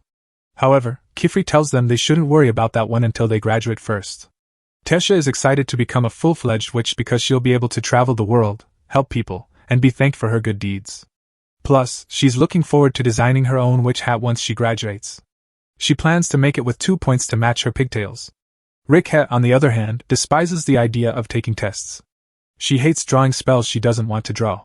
A god reminds her that if she only draws what she likes, she won't learn anything new. But Rikha doesn't care. If advancing means doing things she doesn't want to, she'd rather not. She then goes back inside. After she leaves, Agat says Rikha might be fine with not advancing. She is prepared to take all the tests necessary because there are too many opportunities out of her reach right now. She wants to finish the tests quickly and hopes to become a librarian in the tower. Coco is surprised by Agat's goal. Tesha explains that Agat comes from a prominent family of witches descended from one of the apprentices of the 3 great wise ones. The head of the Arclom family traditionally becomes a librarian, which is likely why Agat wants that role. Tesha then asks Coco what she would like to become. Coco's journey is different from theirs. She doesn't have any ambitions besides wanting to undo her mistake, so she plans to focus on learning more spells for now. Later, Coco finds herself in a dark, empty space. She's frightened because she doesn't remember how she got there. Then she sees her mother in the distance. Overcome with grief, she runs over and starts apologizing for what happened. Suddenly, her mother's body turns to crystals and curses Coco for doing this to her. All of Coco's doubts about being a witch resurface and taunt her until she comes face to face with Igwin, who tells her that this is the result of her love for magic, and it's all her fault. Coco jolts awake in her bed and realizes it was just a nightmare, but she feels shaken and can't go back to sleep. Meanwhile, Kifri is walking through the house with ink he got from Coco, ready to investigate it. Just then, Agat comes up the stairs. Kifri quickly hides the ink to avoid raising her suspicions. He asks what she's doing up so late. Agat explains she wanted to practice a little more before bed. Kifri praises her work ethic but reminds her that everything must be done in moderation. She understands and agrees to go to bed. As she enters her room, she notices Coco at her work table and is surprised to see her awake at this hour. Coco says she has been having trouble sleeping. Agat doesn't pry further but notices Coco has been practicing her spells a lot. Right now, all Coco can think about is how many spells she has to learn before she can save her mother. Back to Kifri, he uses a spell to surround himself with a brick wall so no one walks in on him again. Once he ensures his privacy, he examines the ink bottle. He recalls when the 3 wise ones forbade casting spells on the body. The righteous healing witches opposed this rule because it would prevent them from helping people. They fought the 3 wise ones until the end. Eventually, when their memories were erased, their twin bottle spell was lost forever. This spell was useful because it allowed the contents of 2 different bottles to be shared, no matter where they were in the world. It made accessing medicine to help the sick easy. No one has been able to recreate that spell since, except for the brimmed caps. Kifri hates ruining such a beautiful spell but needs to dissect it to track down the brimmed caps. He doesn't plan to use the ink yet, as that would be too risky without knowing its contents. Instead, he decides to focus on the metal piece with the casting seal on it. This casting seal is linked to whoever drew the spell. If Kifri places it in a guidance orb, it will lead him right to the brimmed caps. He carefully reaches into the jar and grabs the casting seal with tweezers.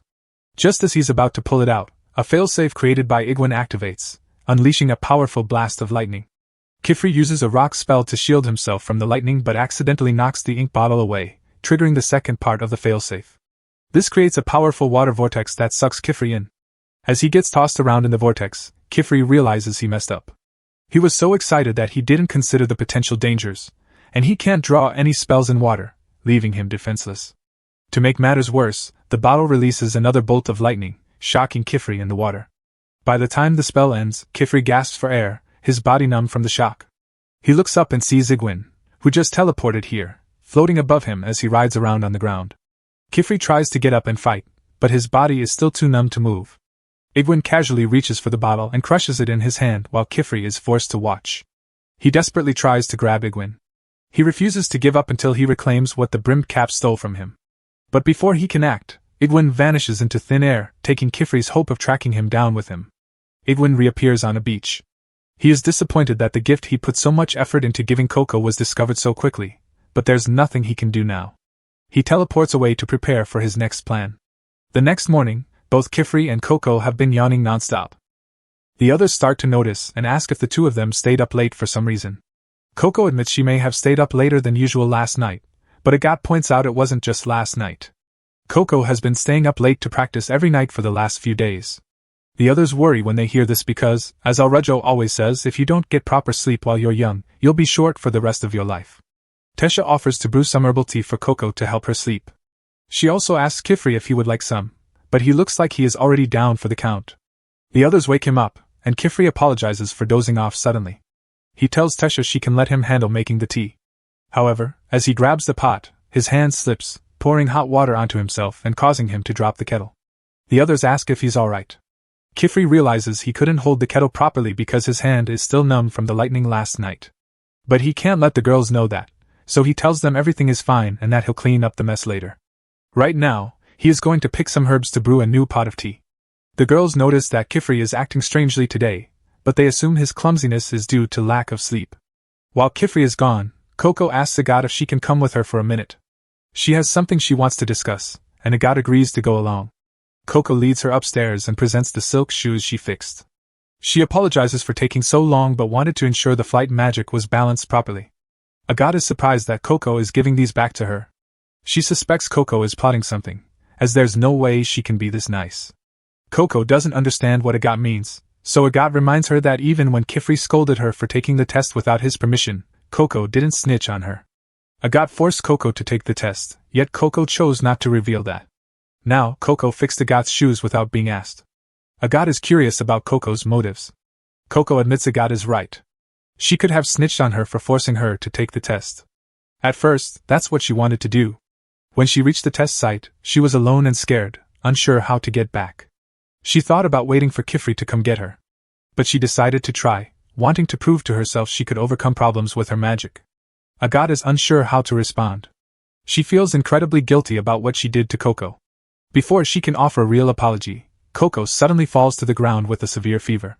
Kifri is in the garden, eating some medicinal herbs to help with his numbness when Agat flies up and knocks him off his feet. Surprised, Kifri regains his balance, then asks her why she was moving so fast. Agat explains that Coco must have made the flight spell too strong. But right now, Coco needs their help. Kifri and Agat rush back to the atelier. Coco's fever has worsened, so Kifri plans to take her to a hospital in Kelm. He asks Alrejo to watch over the atelier while he is gone. When Kifri arrives in Kelm, he bumps into Tarta. He asks if Tarta can lead him to the hospital because Coco needs immediate medical attention and he isn't familiar with the area. Tarta agrees to help, saying he knows a shortcut. He leads Kifri through a series of alleyways until they finally reach the clinic. Kifri hands Coco over to the doctor and thanks Tarta for his help. Tarta says he didn't do anything special, but Kifri insists Tarta must be very observant to have found a shortcut like that. Hearing such praise is meaningful to Tarta, so he feels grateful. While Kifri is here, he decides to ask a question that has been bothering him for a while. Kifri looks at Tarta with cold indifference for a moment. Then, he quickly switches to his cheerful personality because he thinks Tarta wants to ask him a question about magic. He loves explaining magic to people. After seeing how excited Kifri gets, Tarta hesitates to tell him he wasn't planning to ask about magic. Just then, the nurse comes out and tells both Kifri and Tarta that they can go in to see Coco now. Thankfully, after examining her, the nurse says Coco's condition isn't serious. It's just an exhaustion-induced fever. She also notices that Coco seems a bit sleep-deprived. She informs Kifri that if Coco gets proper rest, she should feel better in a few days. To be safe, the nurse believes it's best for Coco to spend the night here. Kifri thanks her for her help. The nurse tells him she doesn't know what kind of training witches go through, but it's an adult's responsibility to ensure kids don't overwork themselves, implying it's Kifri's fault. Kifri realizes she is right, so he apologizes to Coco. To make her stay more comfortable, he casts a quick spell to cool the room and help manage Coco's fever. Tarta wonders why Coco would work herself to the point of collapse. Kifri explains that while Coco may appear cheerful, she didn't know much about magic until recently. She must be desperate to catch up with her peers, which led her to neglect her well-being. Tarda remembers hearing rumors about an outsider who recently joined the magical world but never guessed that it was Coco. Kifri also apologizes to Tarda for earlier saying he had a question. He tells him they'll have to postpone that discussion for another time because now isn't a good moment for him. Tarda understands and assures Kifri there's no need to worry about it. Just then, the evening bell rings, prompting Tarda to tell Kifri it's time for him to head home. As he is leaving, he realizes he accidentally left his hat on the floor. Unfortunately for Tarda, this is a big issue. The ferry to the heart of the city only allows witches, and guards won't let him board unless he proves he is a witch by showing his hat, which he no longer has. If he wants to get home, he has to turn back and look for it. Meanwhile, back at the clinic, Kifri sits by Coco's bedside as the doctor returns to check on her. He tells Kifri that the mist spell he used is great because it makes the room cool. But Kifri insists it's nothing compared to what doctors do. Even with all the magic he can use, he can't cure diseases, so he can't help Coco, no matter how much he wants to. Still, the doctor reassures him that his magic helps keep Coco's fever in check, so it's useful. Meanwhile, on the northern side of town, a bar has caught fire, and someone rushes over to get the doctor because they need to treat the burn victims. When he arrives, he notices the magic bubbles next to Kifri.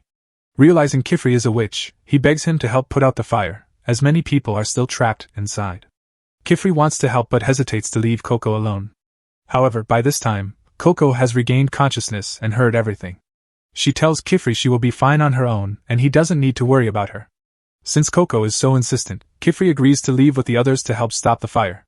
As they are leaving, Tarda finally returns to the clinic searching for his hat. He has checked everywhere else in town, so he's sure it must be here. Sure enough, as he walks back into Coco's room, he sees it on the floor. He goes to pick it up, but suddenly hears Coco moaning in her sleep. He checks on her. When Coco wakes up, she is surprised to see Tarta and asks what he's doing there, but then she coughs mid-sentence because she still feels sick. Tarta notices Coco's cold has worsened and wants to call for help, but he finds no one else in the clinic, which he thinks is odd. Coco explains that everyone went to deal with the fire up north, including Kifri, leaving just the two of them.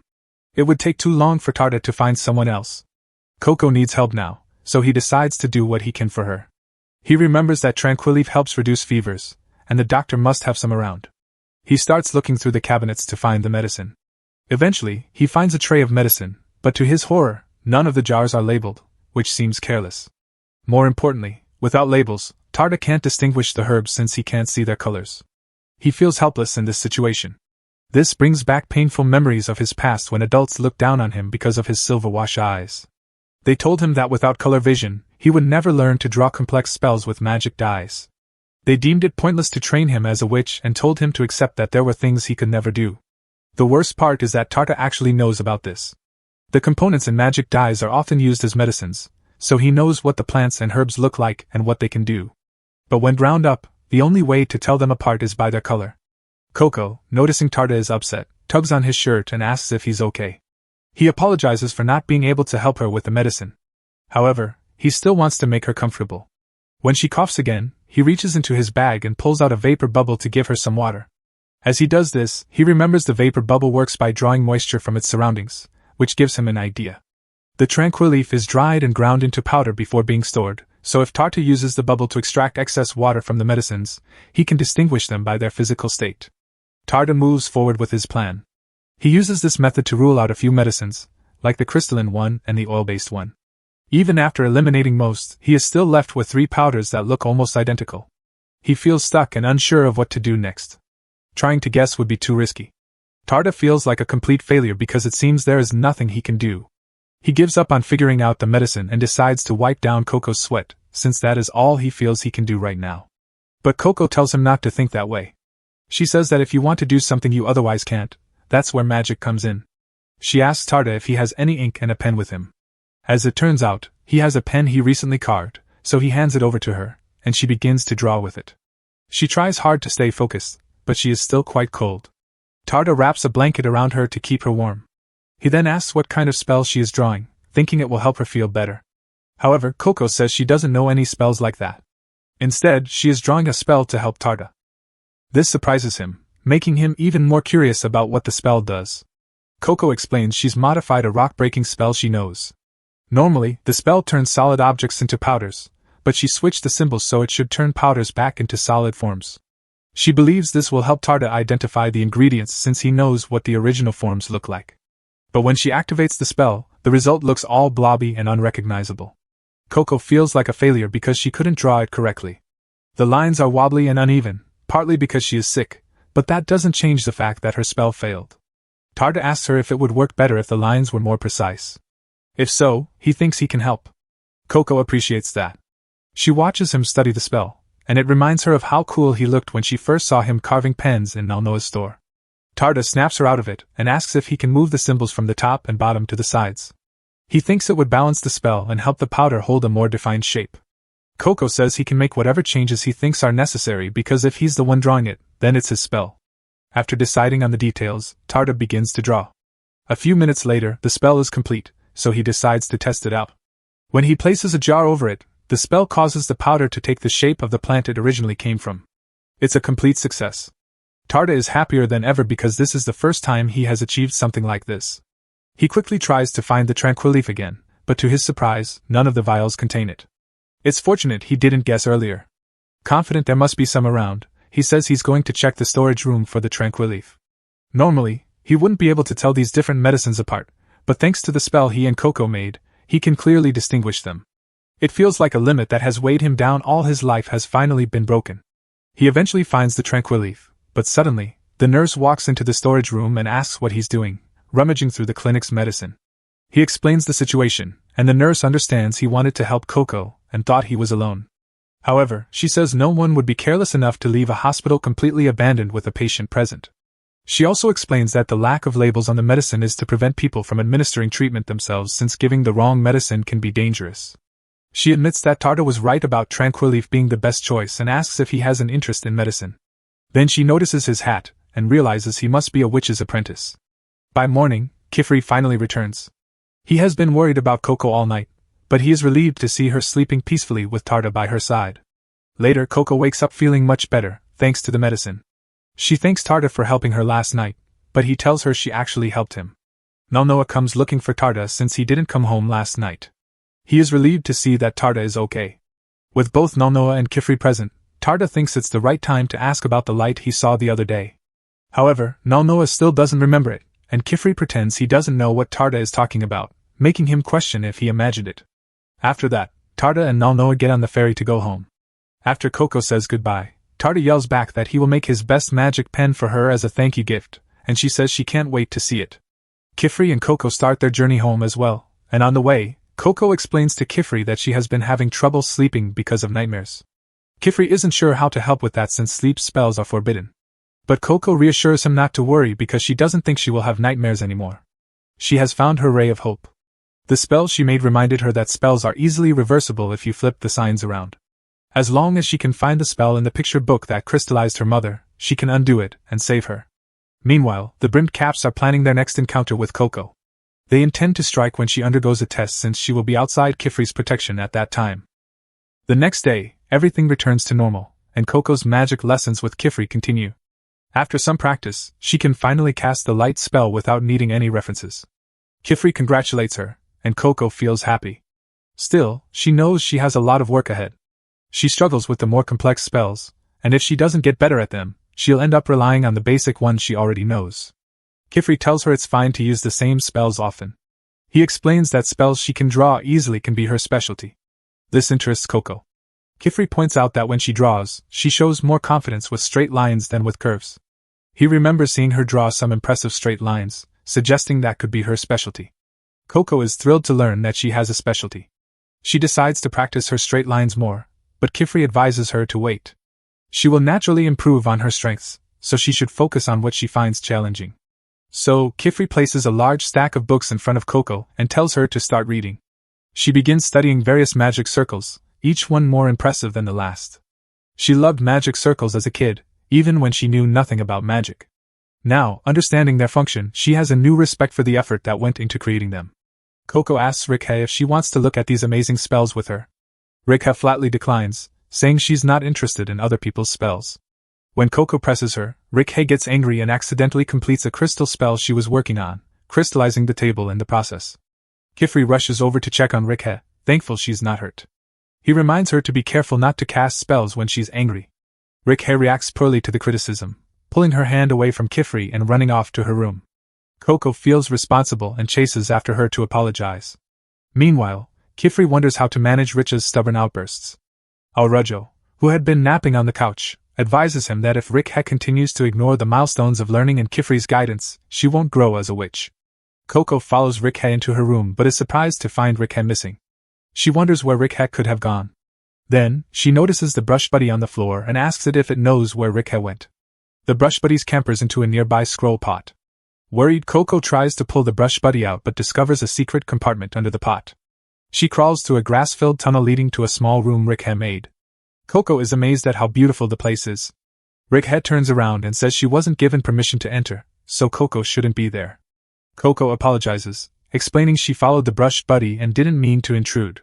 She genuinely thinks the place is lovely, especially the crystal ribbons Rikhe has hung across the ceiling. When Coco asks if those were made using a spell, Rikhe confirms it, explaining it's an original spell she created but hasn't named yet. Coco thinks it's incredible Rikhe invented her own spell. Seeing how much Coco admires the crystal ribbons, Rikhe offers her one, which makes Coco really happy. She thanks Rikhe for her kindness, but while she's there, she asks why Rikhe doesn't like looking at other people's spells. Coco loves it because she has so much to learn about magic. When she sees a new spell, she enjoys imagining the process behind its creation and the creator's thoughts at the time. Rikhe explains that she dislikes looking at other spells because it would force her to draw spells she doesn't want to draw. She refuses to let other people's spells affect her own. Back in the study, Kifri is still cleaning the mess from Richa's spell. He explains to Aurajo that Rikhe can learn, she just uses her stubbornness to protect herself. He's unsure how much to intervene, knowing her situation is complex. Aurajo expresses relief that he isn't dealing with this but offers Kifri a small gift. He tosses a bag to Kifri, mentioning he heard that Kifri and Coco haven't been sleeping well. Aurajo invented a magical device to help them sleep. Although sleep magic is forbidden, he created stones that keep you warm and comfy at night if placed under your pillow. They should help everyone fall asleep more easily. After Aurajo leaves, Kifri notices a letter arrive through the magic printer. He goes to check it out, and moments later, Agat walks in at the perfect time. The letter informs Kifri that a date has been set for Agat's test. In Richa's childhood, she often practiced her spells while hiding in little tunnels. Whenever her brother really came to see what she was up to, she would get embarrassed and try to hide it. Riley hugged Rikhe, telling her she shouldn't hide because he loved seeing her spells and advised her never to change who she was for anyone. Rikhe cared deeply for her brother, but for some reason, he never visited her again after that. On the day of Agat's test, everyone arrives at the test site early, but Agat is upset. She slept through the entire ride there, missing the chance to practice more, all because Aurajo's snug stones worked too well for her. Kifri tells Agat not to worry. It's common to feel unprepared on exam day. As long as she remembers the basics, she should be fine. Even if she doesn't pass this time, she can always try again next year. Agat thanks Kifri for his kind words but insists she doesn't need them. She's going to pass the test on her first try, so there won't be a next time. After all, she is a member of the House of Arklom. Moments later, another instructor approaches with his apprentice. He comments on Agat's confidence, which contrasts sharply with his apprentice, Yuini. Yuini lacks confidence, and has already failed the test twice. The instructor says he'd gladly trade this failure for a daughter from the House of Arklom. Kifri scolds him for treating apprentices like objects that can be traded. Kukro replies that Kifri can only say this because he hasn't dealt with a failure like Yuini. Kifri is about to respond, but Yuini steps in. He says there's no need for defense. Everything Kukro said is true. He even apologizes to Kukro for being incompetent. Kifri begins to see where Yuini's lack of confidence stems from and feels sympathy for him. A few moments later, Kifri hears a familiar voice and sees Coco turn around, shocked to find a giant brush buddy behind her. Kifri clarifies that it isn't a brush buddy but a witch. Coco feels confused since she thought transformation magic was forbidden, but Elira didn't use transformation magic. She only wore a cloak that creates the illusion of nearby beasts, which is why she looked like a brush. Elira is the proctor for today's test, named Sincerity of the Shield. The test requires candidates to act as shields, protecting their targets until they reach the end of Serpent Back Cave. They must keep sight of their target. If they reach the end alone, they will be disqualified. They also can't be seen while casting spells. Agat asks what happens if she is spotted. Elira explains it will result in an instant fail because she will be revealing herself as a human. The others don't understand, so she tells them to put on the illusion cloaks and follow her. She leads them to the edge of a cliff, where several merfins stand. These merfins are the targets the test takers will need to defend. The cave is an old magical ruin protected by various spells, making it dangerous to stray from the path. They need to use magic to guide and protect the merfins. With these cloaks, the merfins will see the candidates as one of their own and won't be startled. However, if they remove the cloaks or break the seal, the merfins will see they are human and run away. Agathe realizes this might be harder than she thought, but she feels she has come too far to turn back now. Elira starts handing out the merfins. After giving one to Agathe, she approaches Rikhe to give her one as well. Rikhe is confused and tries to explain that she isn't taking the test with Agathe. Elira insists she clearly remembers receiving a test application with Rich's name on it. Kifri then steps in to clarify that he sent the application for Rikhe. When Rikhe hears this, she feels betrayed. She tells Kifri that he lied to her because the only reason she agreed to come to his atelier was that he said she wouldn't have to do things she didn't want to do. Now, it seems he's forcing her to take this test. She believes he doesn't care about her desires, just like the other adults. Kifri assures Rikhe that he does care about her wants. He believes if she wants to live her life on her terms, she must learn to overcome challenges, and this test will help her do that. He asks her to trust him for today. Seeing his sincerity, Rikhe agrees to participate but warns that if she tries it and hates it, she won't take another test again. Kifri breathes a sigh of relief. Please, she agreed. Elira notes that Kifri has his hands full. Suddenly, Kukro arrives uninvited and starts criticizing Rikhe, suggesting Kifri would be better off without her. Kifri has had enough of Kukro's remarks. He gives Kukro a sharp look that suggests he's willing to break some rules for his students. Kukro, fearful, decides to leave, abandoning his apprentice and showing he doesn't care about Yuini. Kifri approaches Yuini to check on him, concerned that Kukro's words hurt his confidence. Yuini replies that he's fine and will try his best on the test. When the test begins, Elira leads the candidates into the cave. While they focus on the test, Kifri suggests he, Coco, and Tesha should have a meal and he'll give them a history lesson since they probably don't know much about magical runes and the effects of forbidden magic in the area.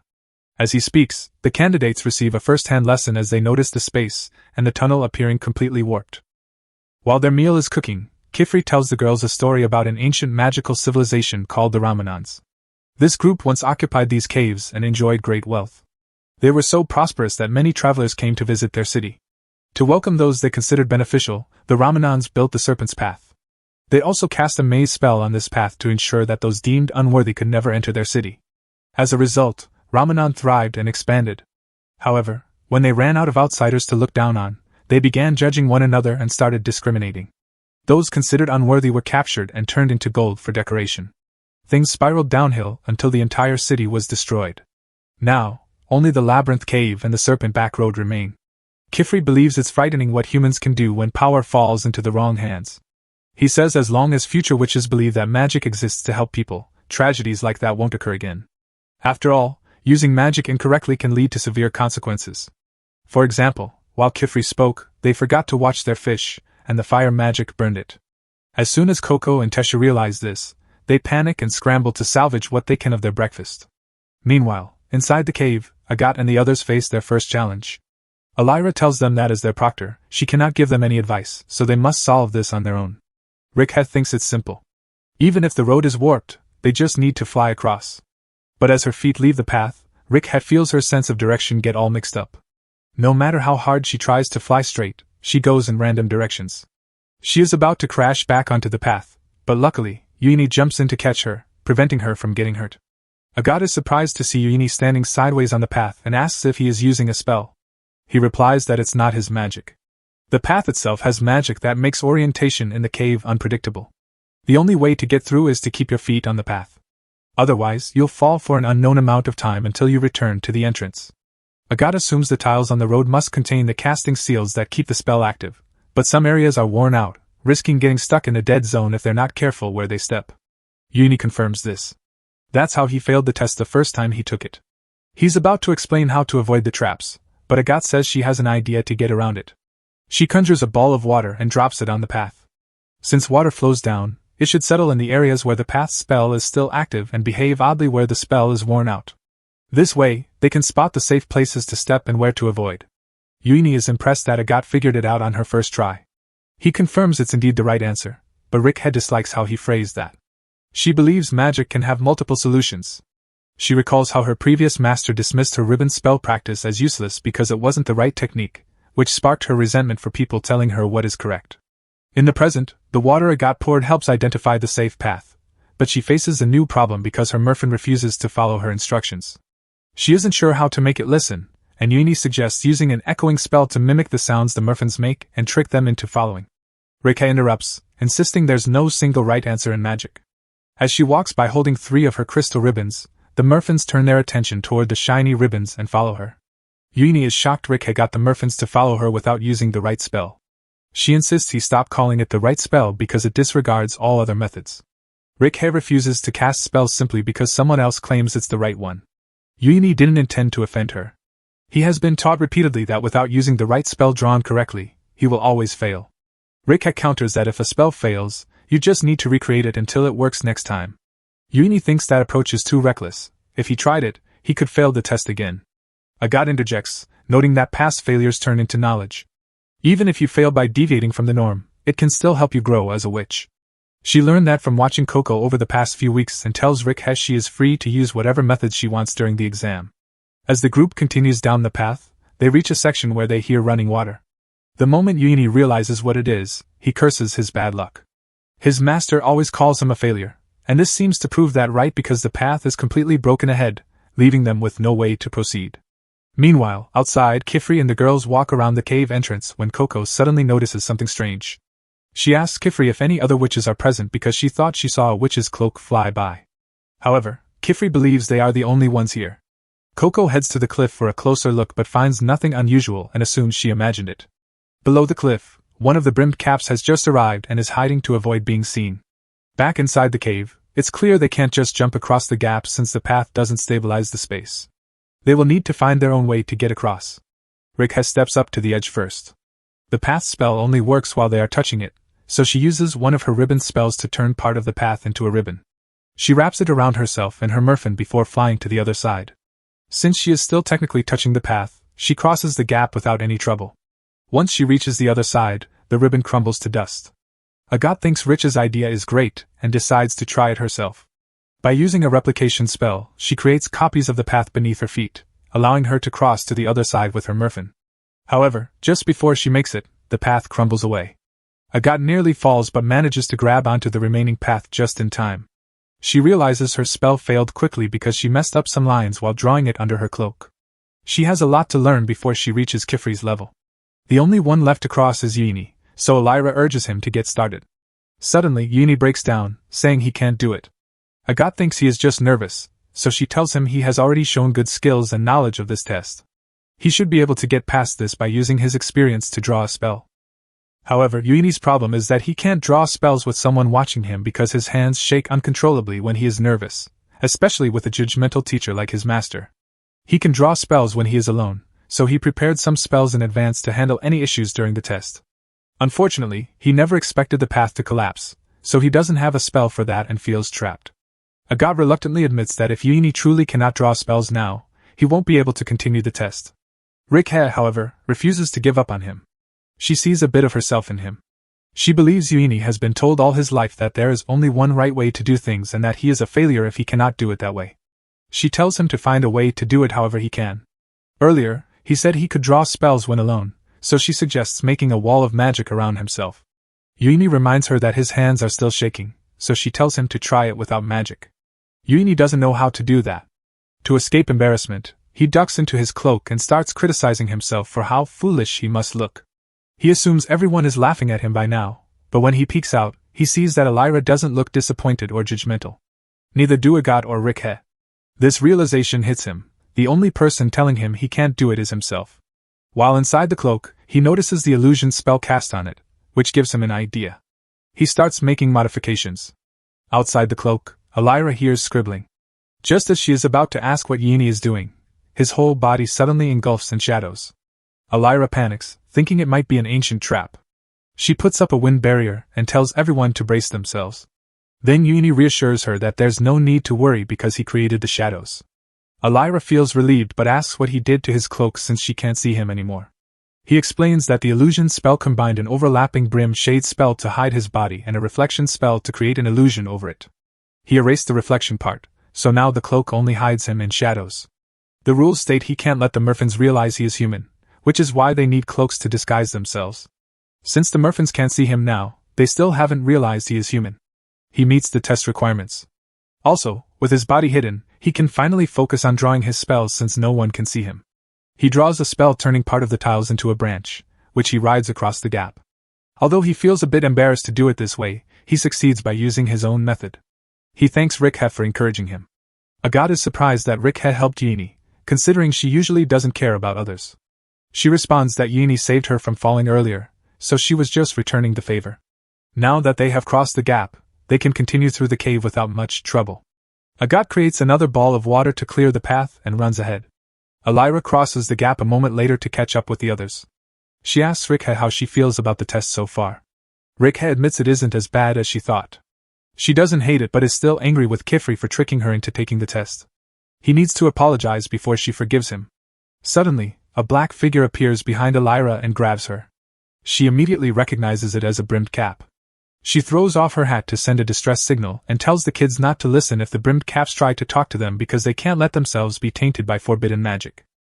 Meanwhile, outside, Kifri and the others remain unaware of what's happening inside the cave. Coco and Tesha are simply enjoying themselves, racing around in their sylph shoes. A moment later, Elira's hat flies out of the cave. The instant Kifri sees it, he senses something is wrong. No witch throws away their hat unless there's a serious emergency. He prepares to enter the cave to check on her, but suddenly, the serpent statue at the cave's entrance moves on its own and attacks the group, causing the ground to collapse. Kifri recognizes this as a golem spell, but such spells were disabled long ago, leading him to believe that the brimmed caps are responsible. As they fall, Kifri grabs the girls and is ready to fly to the surface. Before he can, a falling rock strikes him in the back of the head, and he loses consciousness. Meanwhile, inside the cave, Agathe, Rikhe, and Yini run for their lives as the brimmed caps chase them. Yini feels hopeless, knowing they cannot outrun the enemy, and there's nowhere to escape. Rikhe yells at him to stop being so negative. In response, Yini focuses and pulls Rikhe and Agathe under his cloak to hide from Sasarin. Thanks to the darkness modifications Yini added to the cloak, Sasarin loses track of them for now. The group could have remained hidden indefinitely, but since they're now under the cloak with the Murphins, the spell preventing the Murphins from recognizing Yini as human no longer works. Once they see his face, the Murphins panic and make noise, alerting Sasarin to their position. Yini and the others manage to silence the birds before Sasarin locates them, but he is aware of the general area where they are hiding. He casts a suction spell, which pulls Yini's cloak off them. It nearly pulls Yini in as well, but Rikhe uses a dust spell to distract Sasarin, while Agathe helps Yini to his feet. Together, they run away before Sasarin starts chasing them again. It would be easier to escape if they could use their sylph shoes to fly, but they can't due to the cave's warping spell. They also know they cannot outrun Sasarin on foot. Agathe desperately thinks of a way out, but if even Elira couldn't beat Sasarin, she knows she doesn't stand a chance.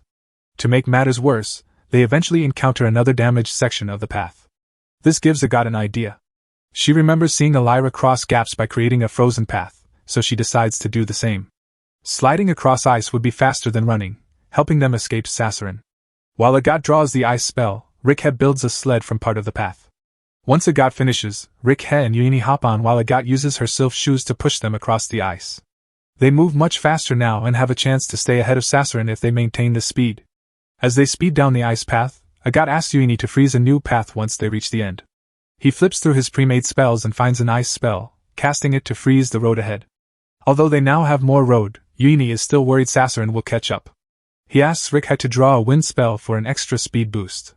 Unfortunately, she doesn't know any good wind spells since she never learned them. She's starting to understand why Kifri pushed her to study, and she feels useless. To her surprise, instead of getting frustrated, Yini offers his book of pre-prepared spells. He had made them to avoid drawing during the exam, but it seems Rikhe could use them more than he can now. Rikhe is touched by this kindness, one of the nicest acts she has ever received. Meanwhile, Agathe wonders why Sasarin is chasing them. It's uncommon for an apprentice to face trouble with brimmed caps. She recalls getting trapped last time and realizes they were apparently after Coco. Agathe assumes Sasarin must be looking for Coco as well, and comes up with a plan to stop his pursuit. She halts the sled and tells Sasarin that Coco isn't there. She lies, claiming Coco was captured by the Knights Morales and had her memory erased weeks ago. Agathe sounds convincing, so Sasarin might believe her. Unfortunately for her, he saw Coco right outside the test site before entering, so he knows that Agathe is lying. He pins her to the ground, and when the others attempt to save her, he blocks their path with an ice wall. Sasarin begins a speech about how the pointed caps of the past were hypocrites, and how today's witches fear their own power, despite its potential to give them anything they want. For instance, it could grant Agat the ability to grow up instantly. Since she wants recognition as an adult, Rikhe could create a world where she never has to grow up, and Yuini could hide his spells openly without fear. They are all too scared though. Sassurin has no personal grudge against Agat or the others, but to achieve his goal of bringing forbidden magic back into the light, sacrifices need to be made. He believes that once Coco's close friend is harmed, she would have no choice but to accept forbidden magic to save Agat. Sassurin rolls up Agat's sleeve and begins cutting into her arm. The moment he does this, Agat realizes just how much danger she is in. He intends to tattoo a spell onto her. She squirms and fights to escape his grip, but she lacks the strength to get away. Just as she is about to lose hope, she sees Rikhe rushing up with a ribbon, urging Agat to grab it before she falls. Agat doesn't understand what Rikhe means, but a moment later, the ground gives way beneath Sassurin's non-existent feet. He releases Agat, and Rikhe pulls her back onto the path. Agat feels relieved to have escaped, but she is confused about what caused the explosion. She asks Rikhe, who explains that Yuini was responsible.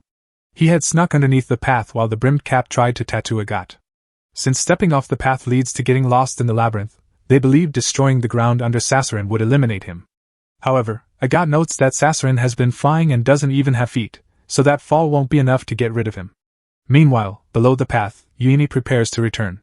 He thinks about how useful his cloak spell has been and believes he can prove his worth to his master. However, it's too bright for a side character, and soon, Sassurin flies out of the darkness and grabs Yuini.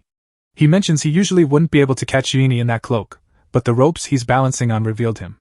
Sassurin initially intended to go after Agat to force Coco's hand, but since that plan failed, he'll settle for Yuini. Before Yuini can call for help, Sassurin completely restrains him. Up above, Agat realizes Yuini hasn't returned yet. She and Rikhe start calling for him. To their horror, they see Yuini emerge from the darkness, looking as if he is in immense pain. Sassurin has already completed the tattoo spell, and Rikhe and Agat watch helplessly as Yuini's body twists and warps from the transformation spell. By the end, he has completely lost his sense of self and turned into a wolf. Rikhe tries to call out to him, but Yuini runs away because his mind is now that of a wild animal, and he doesn't recognize her. After Yuini runs off, Sassurin flies back up and expresses surprise at how things turned out. He had just drawn a random transformation spell on Yuini, not knowing it would fuse him with the shade wolf coat he was wearing. Rikhe is furious that Sassurin is joking after what he did to Yuini, demanding he turn him back. Sassurin refuses but tells Rikhe that if she wants to do something about Yuini's condition, she'll need to explore forbidden magic to save him. After that, he flies away and disappears into the cave. Once Sassurin is gone, Rikhe starts moving in the direction Yuini went, but Agat stops her, asking where she plans to go. Rikhe says she will save Yuini, refusing to abandon a friend in need. Agat understands but insists they have a responsibility to inform the others about what happened. She suggests they split up. Rikhe should go back and tell Kifri about Yuini and Elira, while Agat searches for Yuini. Rikhe wants to look for Yuini instead, but Agat insists she should go back. Rikhe has only learned spells she likes, so she isn't versatile enough to handle this alone. Rikhe can't argue, recognizing how crucial other spells are, but feels awful for not being able to help. Meanwhile, deep in the labyrinth, Coco is the first to regain consciousness after Kifri and the others fell. She struggles to remember what happened before they ended up here. Then it all comes back when she sees Kifri badly injured. She reaches out to check his wounds, but before she can touch him, Kifri grabs her arm with a deadpan expression as if he just relived a past trauma. Coco apologizes for startling him, but Kifri tells her to stay quiet. He suspects they are not alone, and he is right. Moments later, several gold people emerge from the darkness. They were transformed into living decorations by the ancient civilization of witches that once lived here and hold deep resentment toward witches due to their fate. Kifri assumes they plan to attack. Coco and Tesha are safe for now because their disguised cloaks prevent the gold people from realizing they are witches. However, Kifri's cloak is destroyed, and he can't afford to remain still and hope not to get noticed. His injuries cause him significant pain, but he pushes through and rises, preparing to protect his students at all costs.